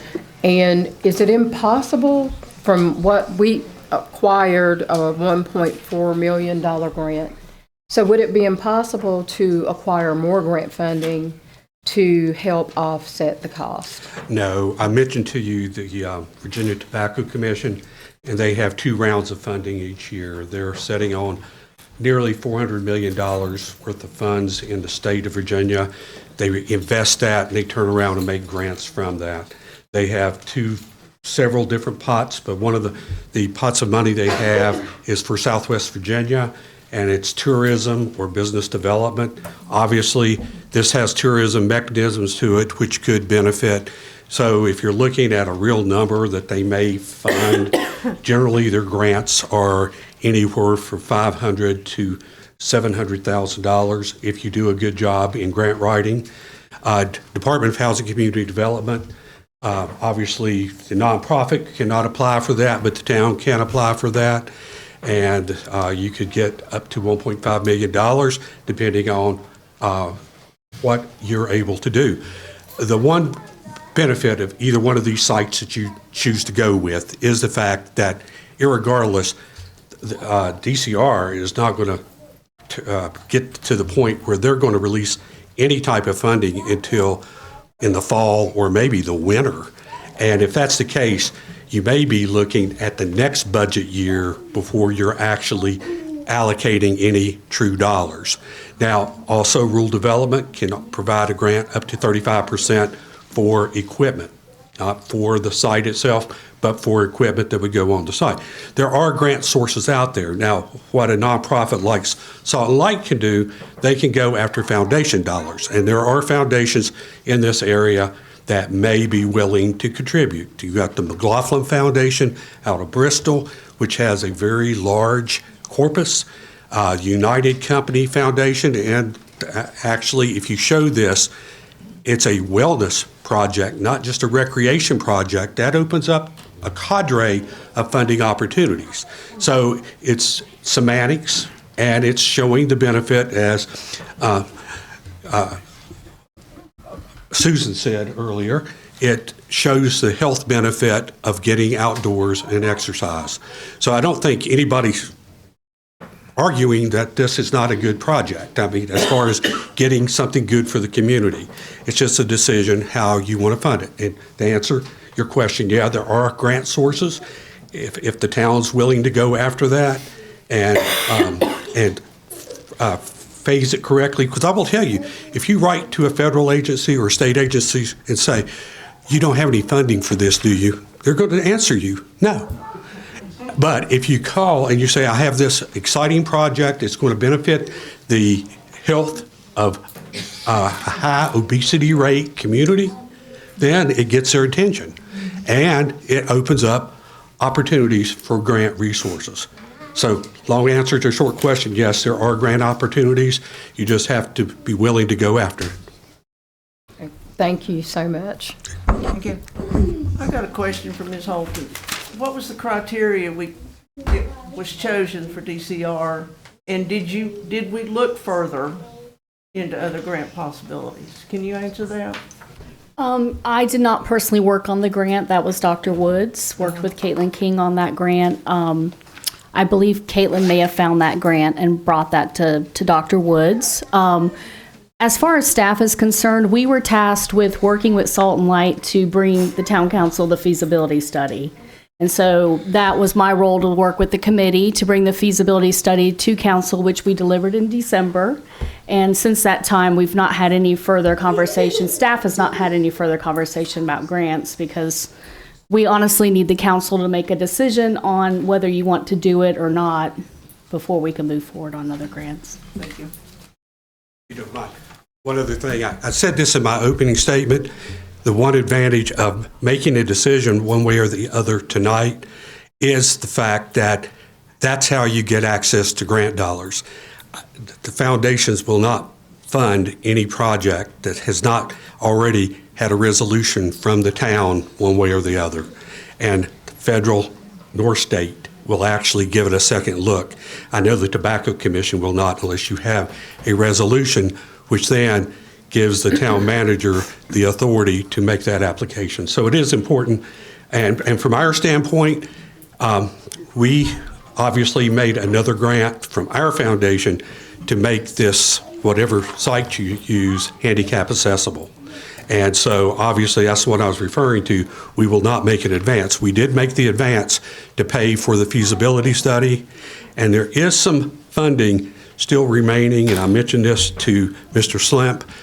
We would be willing to allow that to pay for the environmental, because an environmental should not cost more than $5,000, and that's what's remaining in that grant. So if you move on with this site, you would have access to that environmental money as well.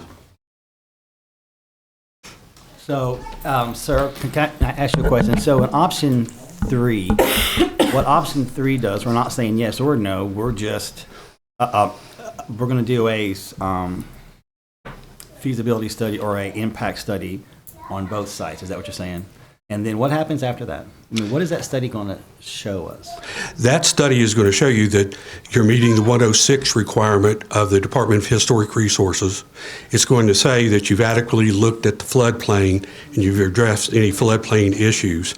That's what the environmental is going to look at, is that you're not adversely affecting historic property. Okay. Thank you. You're welcome. The environmental studies could also make everything more accurate, make your budget more accurate. So hi, my name's Chris Mahoney. I do environmental permitting. I do floodplain all the time. So that ESA is really important, especially on both sites. Because just because you're in a floodplain, both areas are already developed. You can always mitigate that property.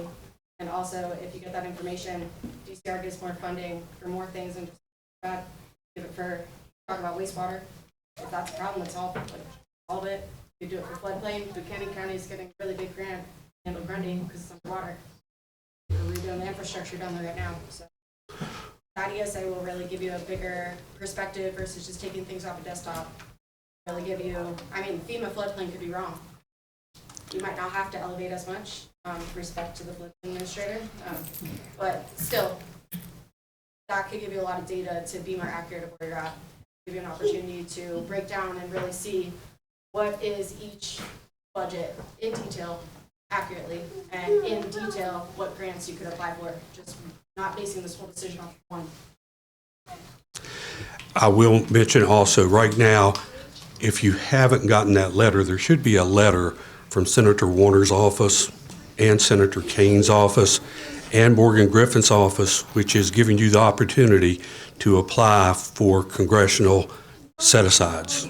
And this would qualify for a congressional set-aside from either one of those categories. Not saying you'd get it, but you're not going to get it if you don't ask for it. And it's a one-page ask that you have to send in. And you can identify that, and that would be probably an immediate grant that you could go after because it's put into the federal budget. So I have one more question for you. So how long for option 3 to get the 2 environmental impact studies back? Do you have any idea? Well, it depends on who's doing the environmental study. State agencies have, by law, 90 days to respond to a request once you send that in. So it could take 90 days or longer, depending on what party is doing. And generally, they want to see a third-party person doing the environmental, not the applicant itself. Right. So it could be 90 to 120 days. So did I understand right that we need that first? Well, Because if without the environmental study, you said we can't apply for certain grants without that. Right. So it seems like we need to do option 3. Am I wrong? Well, no, you are wrong on that. Okay. You don't need the environmental to apply for those grants. Right. You need a commitment to whatever you're going to do. Then they allow you to go on and do the environmental. Now, Mr. Slimp knows, though, he's under the gun right now because DCR is requiring that environmental, and it's got to be done by May. And so that's why the clock's ticking on that particular environmental study.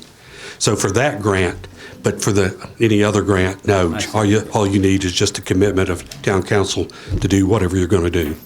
And I've had that discussion with Dr. Woods, and he said he can get that done fairly quickly as far as for this specific grant right now. Did DCR have any problem with one of your employees doing that environmental? Now that I do not know. You better check on that. Okay. Thank you, sir.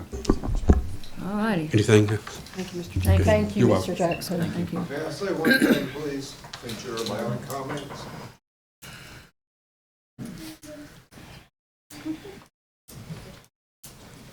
A couple things. We talk about things for kids to do. Realize most splash pads are open from Memorial Day to Labor Day. That's about 105 days a year. Average thunderstorms in this area runs 25 or 30 days a year. So you're down to 75, 80 days maybe that this can be used. Realize that it isn't something that's going to be happening that you could use. Also, the motion says, motion to proceed with construction of splash pad. Does that mean some of you pass this motion, 3 of you pass it, and we start building it? That's what the motion says. Number 3, as it's been stated, makes a whole lot more sense. Let's figure out where we are and then figure out where we're going instead of jumping in with a motion to proceed construction. That is foolhardy. Thank you. Oh, one other thing. I am a citizen of this town, unlike some of the speakers here. So some of these people, their taxes aren't going up. Mine probably will, since I live in the town. It's citizens' town. Thank you. Appreciate it. All right, so we have a motion on the table and a second. And I am going to make a comment. Just a couple of things from Salt and Light. According to Salt and Light, the splash pad will be largely funded by outside grants, and I think you kind of supported that a little bit tonight too. This is $1.4 million already secured if we agree in grants, because if we don't, then that's going to go away. And then we have 3 years to use the money that the grant applies for. Salt and Light, they've already secured money for the ADA accessibility. They've been working hard. Salt and Light continues to work with businesses and corporations that are ready to support the project. They are waiting for the town's, obviously, input. I was given a number of, quite a lot of people that they've polled in the vicinity, in the town, that are willing to step up and support it with monetarily. And they're not going to do that, and they're not going to say how much or anything until town council acts on this. So I just want to show that. So we have a motion second. We've had our discussion. Madam Mayor, I really think we're going about it backwards. I think we should use motion 3 first. We need time to pursue an environmental impact study on both sides. and give us some time. We've had plenty of time, and this, I think, from my understanding, the splash pad committee was dissolved. And so either we're going to sit on it and lose the money, or we're going to move forward. And I'm about moving our community forward. We have people who are willing to donate. They're waiting on us to make a decision so that they can come forth with their donations and support. And I feel like we shouldn't hold out any longer, nor miss the opportunity for the $1.4 million. I would like to share that we can apply for that same grant every year.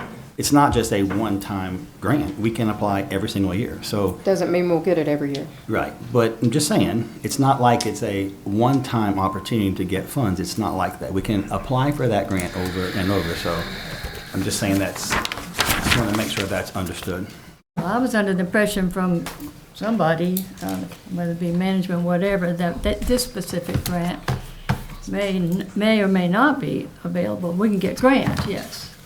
So I'm not sure. But I don't want to say a yes just because we have a grant. That's not why we should say yes. We should say yes because we know how we're going to spend what the grant doesn't pay for. That's all I'm asking. I support a splash pad. Guys, I want you to have a splash pad, I promise you. But I have to be responsible in spending, okay? And we can have a splash pad. Option 3 would give us more information. I think it would help us. I guess I'm going to stop talking. That's all I can say.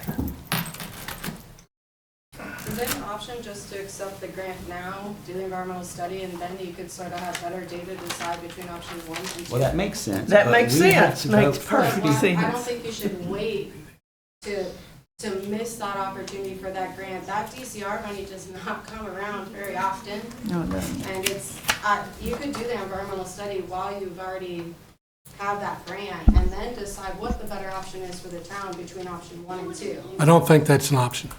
But as my understanding, talking to you, and Caitlin, you may know, but talking to Dr. Woods, for us to move any further, environmental impact studies have to go with the package.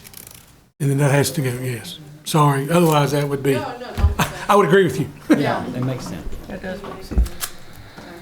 And I agree that option 1 actually says proceed with construction. That was poorly worded for us to vote on that because just like he said, does that mean we're going to start construction? If we vote yes, that's exactly what it means, and we don't know what it's going to cost.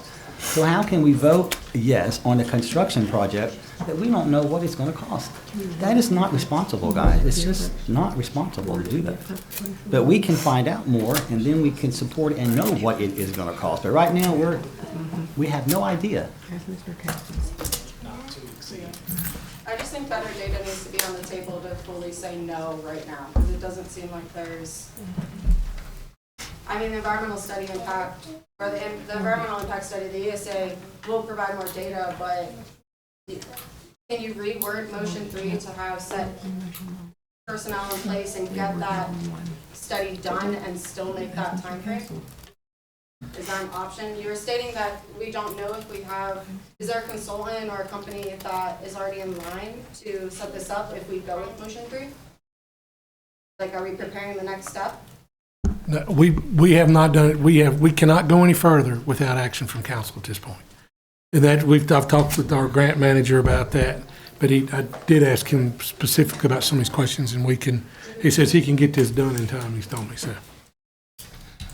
I'm just worried if we go with 3, we're gonna miss that April 1. But there is an opportunity that environmental study is not gonna take long, that recording which shouldn't take long, to still make that thing. But if we don't word that in the motion, it could just, the schedule could just be willy-nilly and we could still miss it. And I think you're missing a really good opportunity. Frankly, I don't think you'll see any difference between 1 or 2 from an environmental study. I don't think you will. I've done thousands of environmental studies, and it's going to show exactly the same thing. You're dealing with the same site, basically, so it's really not going to matter. I would not base my decision. I disagree with that. I disagree. I disagree with that, sir, and the reason I disagree with that because one site floods. One site is not in a floodplain. That makes it I significantly disagree different. agree with that. I've seen the maps. It's not in the floodplain, Dr. Taylor. Elaine? The map does not This- show We, the we, town we in the looked at floodplain. this, we looked at this just yesterday. We need to vote. The very edge of that option 2 is in the floodplain. The very edge, meaning how much? Well, I don't have the flood map readily available, but yeah, Recently, it all would over the need to be past. studied, yes. But we do have a motion and a second on the table. If the council's ready to vote.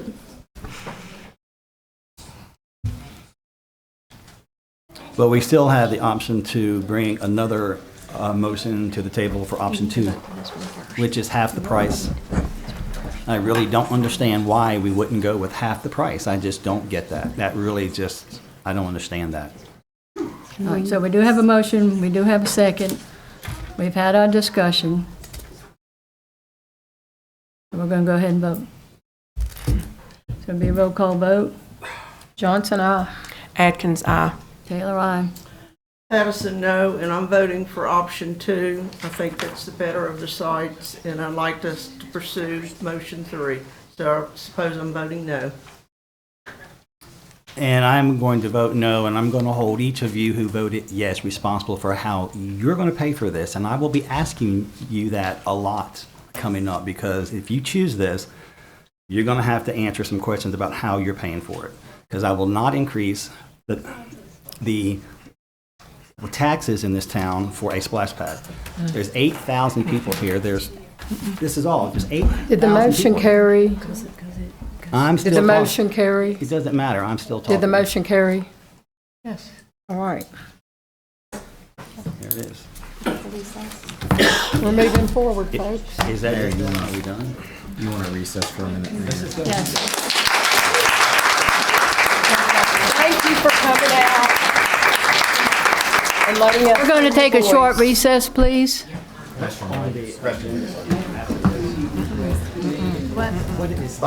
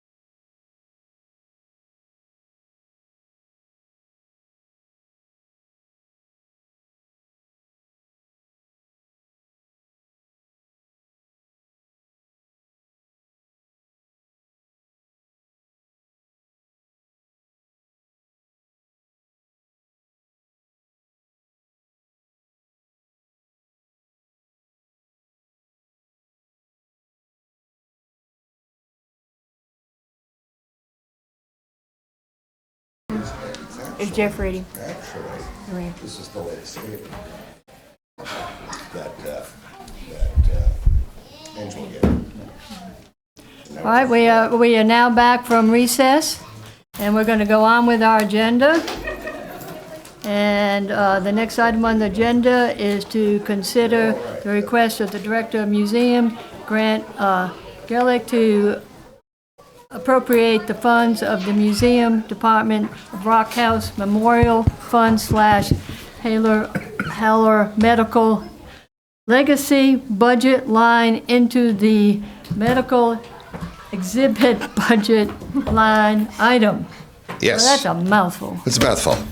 Basically, back in 2017, Colonel Adam Oler, on behest of his mother, she passed away in 2016, donated $10,000 for the Haller Legacy medical exhibit. There's a legacy of the Hallers from Dr. John Haller all the way down to present day. Actually, Colonel Oler's sister, Allison Zipari, is a physician as well.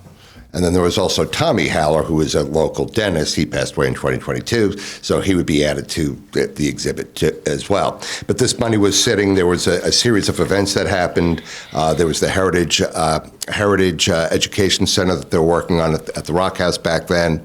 I think you should have letters for that Francis Emerson wrote to Colonel Oler saying that, thank you for the funds, and then it's years passed, and now we're going to start working on it.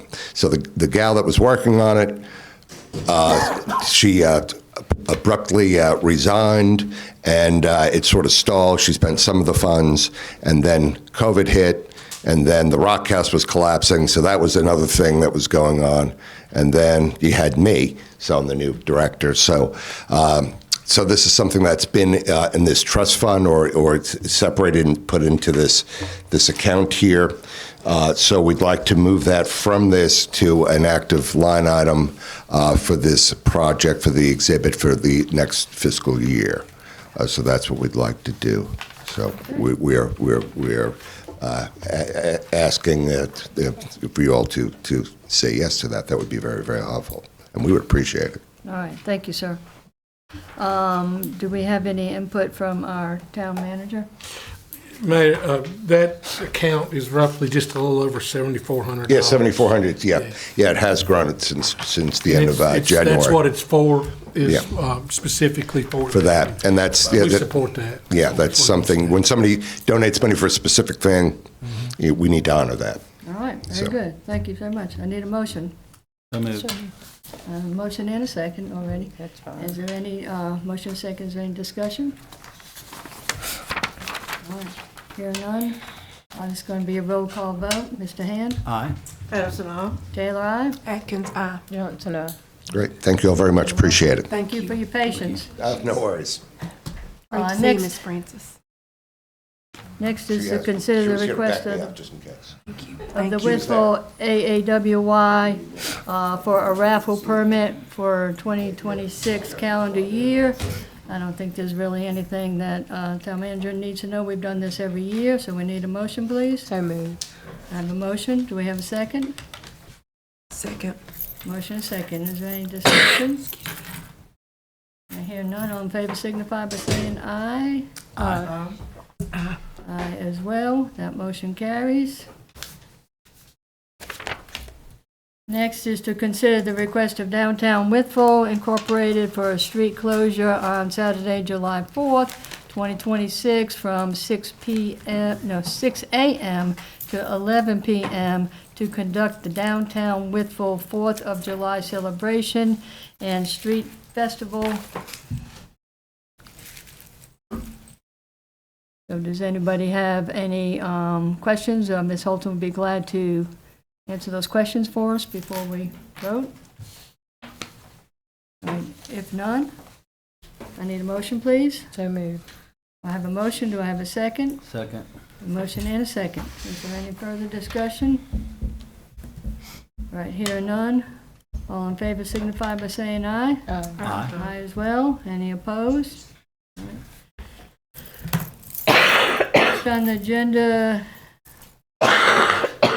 is to consider the request of Downtown Wytheville Incorporated for street closure on Saturday, December 5th, 2026, from 3:30 p.m. to approximately 7 o'clock p.m. to conduct the Downtown Wytheville Christmas Parade.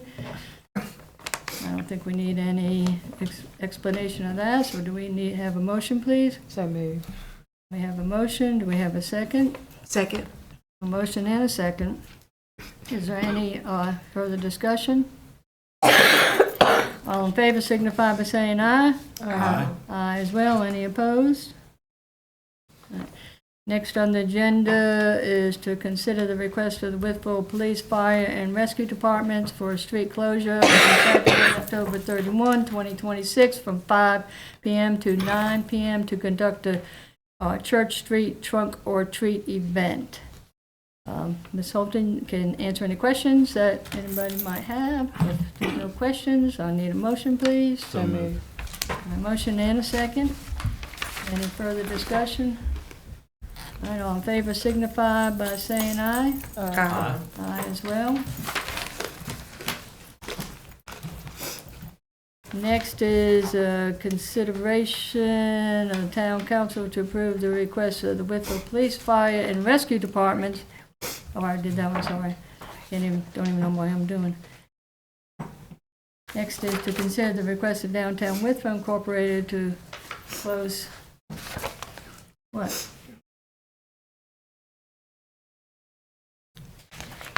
Okay, that's what I'm just reading for you.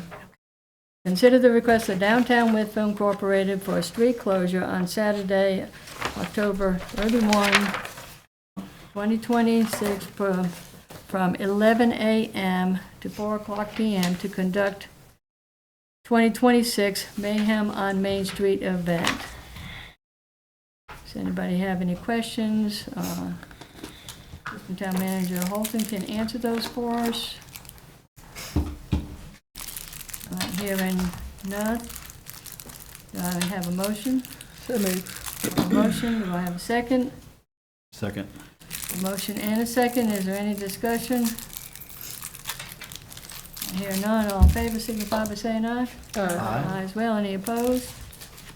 All right. Next is to consider the request of the Wytheville with Bland Chamber of Commerce and Trillion Federal Credit Union to jointly host a shredding event on Saturday, May 9th, 2026, from 9 a.m. to 12 p.m. in the municipal building parking lot, and to have the town of Wytheville recognized as a sponsor of this event as well. Do I have a motion? So moved. I have a motion and a second. Is there any discussion? I hear none. All in favor signify by saying aye. Aye. Aye as well. Any opposed? All right, the ayes have it. Next is to consider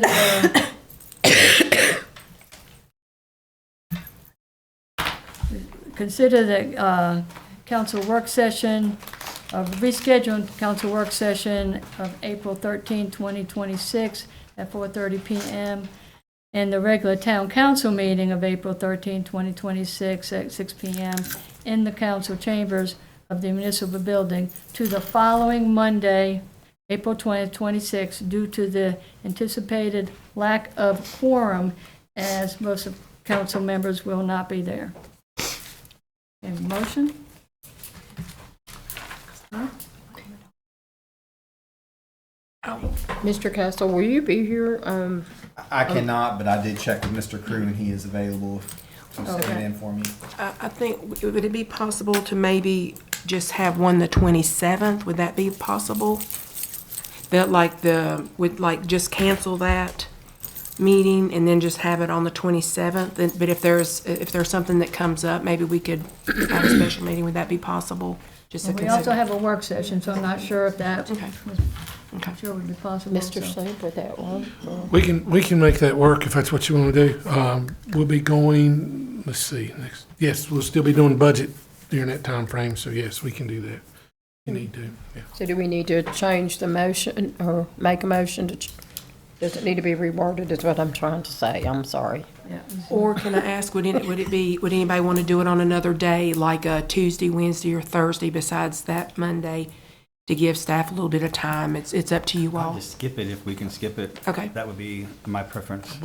Because we- they have a lot of budget stuff to work on, might Okay. give them a little bit of time. Let's just cancel it. Can we do that? Just cancel it. Is that good? We're fine with that. We talked about that today and anticipate that did come up. Obviously, we're gonna be in the middle of some of the budget stuff, but I can email or whatever with you guys and, anything you come up. So I will tell you well, go ahead and make this, we'll talk about it. If that was good with y'all. Would you make a motion? I'd like to, go ahead. I'd like to make a motion to go ahead and cancel that meeting, please, and just resume on the 27th. That meeting and the work session, that's that day? Meeting and work session, cancel that day if at all possible. Get the council's pleasure. So we have a motion, we have a second. Second. Motion and second, is there any further discussion? All in favor signify by saying aye. Aye. As well, any opposed? That motion passes. Next is to consider the appointment of a new member to the Wytheville Planning Commission to fill the expired term of John Jones Jr. So I need a recommendation of vote from town council. I would like to, you go. I'd like to nominate Mr. Randall Ham Jr. And I would like to second that. And just for clarity, it's a motion to appoint. I would like to make a motion to appoint Mr. Randall Ham Jr., please. Okay, so we have a motion and a second. Is there any further discussion? Right. This is just a regular vote, so all in favor signify by saying aye. Aye. Aye. Well, any opposed? All right, that motion passes. Congratulations. Congratulations. Welcome, thank you. Thank you very much for serving. Yeah, thank you. Look forward to working with you, sir. I do too. And getting to know you a little bit more. All right, so next on the agenda is staff time. Interim Town Manager, Mr. Slip, what do you have for us, sir? Well, first off, and I just want to say this publicly, and I mentioned it in the Friday update, but just congratulate the Water Department for another award for Excellence in Water Works Operations Performance Award. Boy, it's a mouthful. So, but this is how many, I think, several years in a row for them? Yeah, a lot. 18. So we're actually working to maybe see if they'll come down and present that here to them in front of you all. So That would be wonderful. some good news. We could use some good news, and that's good. So just last thing again on the budget stuff. If you have questions, you email them to me, and I'll try to answer them. I'll probably try to send that to everybody because chances are, if you have a question, somebody else has the same question. So we'll try to keep everybody on the same page on things like that as well. Okay, but we've been cooped up back here, Elaine and I, and the treasurer, and if they're not back here, I'm going to one of their offices and asking questions. So we're really diligently working through that, and we are tackling the operations side of it right now. Went through it for a third time today, and they don't know it. I went through a fourth time this afternoon, so we're still going through that and some other things. So we'll be getting to that, be giving you that probably next. So thank you all very much. We your time. appreciate you Thank you. working on the Yes, budget. thank you very much. If there's something you want to see that we're not giving you to, please tell me. Okay. Okay. Next would be staff report. Town Clerk Brandy Jones, please. The only thing that I have is there is a mock meeting tomorrow for the Building Code Appeals Board at 3 p.m. and then the Planning Commission meeting for March for this Thursday has been canceled. So that's all I have. Okay. Next would be staff time, Assistant Town Manager Elaine Holton. Nothing at this time. All right, council member time. Mr. Hand. Yes, only have one quick thing. I would like to thank SALT and Light for everything that they have done, and they have done an outstanding job. And I just wanted to make sure that I told them that. That's all I have. All right. Yes, they've done an excellent job. You're talking about a persistent group. They have been. I'm proud of them. Yes, I do support a splash pad, just not at that location. So I'm all for it. Let's dot our I's, cross our T's, and let's get it right in the beginning, and whatever it is, go forward. And I'm sure there'll be all kinds of funding. That's all. Okay, I'll pass. I don't have anything. I do want to thank the work being done on 4th Street, out past McDonald's, near the, I guess, entrance ramp to the interstate, and all the cleaning up of the trees, but also knocking back a huge part of way, so make it easier for people to walk, and I appreciate that. Thank you very much. I would like to take the time to honor Corporal Marvin Sylvester Patton, who was welcomed home from the Korean War. He was a Korean War hero missing in action, and he was laid to rest today. His body had been missing for 75 years. And I would like to take just a short moment to read something about him. He graduated and went into the United States Army on January the 4th, 1949. And he served with B Company, 1st Battalion, 21st Infantry Regiment, 24th Infantry Division. Corporal Patton's unit was a part of the Task Force Smith. He went missing in action July the 5th, 1950, in Osan, South Korea, which is south of Seoul. He was pronounced deceased on December the 31st, 1953. However, his remains were not identified until August the 1st, 2025. He received the Purple Heart Combat Infantry Badge, Korean Service Medal, National Defense Service Medal, Republic of Korea Presidential Citation, I hope I said that right, Republic of Korea War Service Medal, United Nations Service Medal, Army Presidential Unit Citation, Army Good Conduct Medal, and Marksmanship Badge. So his service was today, and he was laid to rest in Dublin. So thank you for your service, sir, and I honor you today, and I honor his family. Thank you. Is there anything else that needs to come before council this evening? I do have one thing I want to say. There was a department, or maybe a couple of departments, I'm not for surely aware of the whole situation, that I want to commend. I heard some really good feedback. Don't want to mention that department or departments, but I do want to sincerely thank them. They probably, hopefully know who I'm talking about, and just thank you all sincerely. Okay. Anything else? Right here and none, we are adjourned. Thank you, everybody.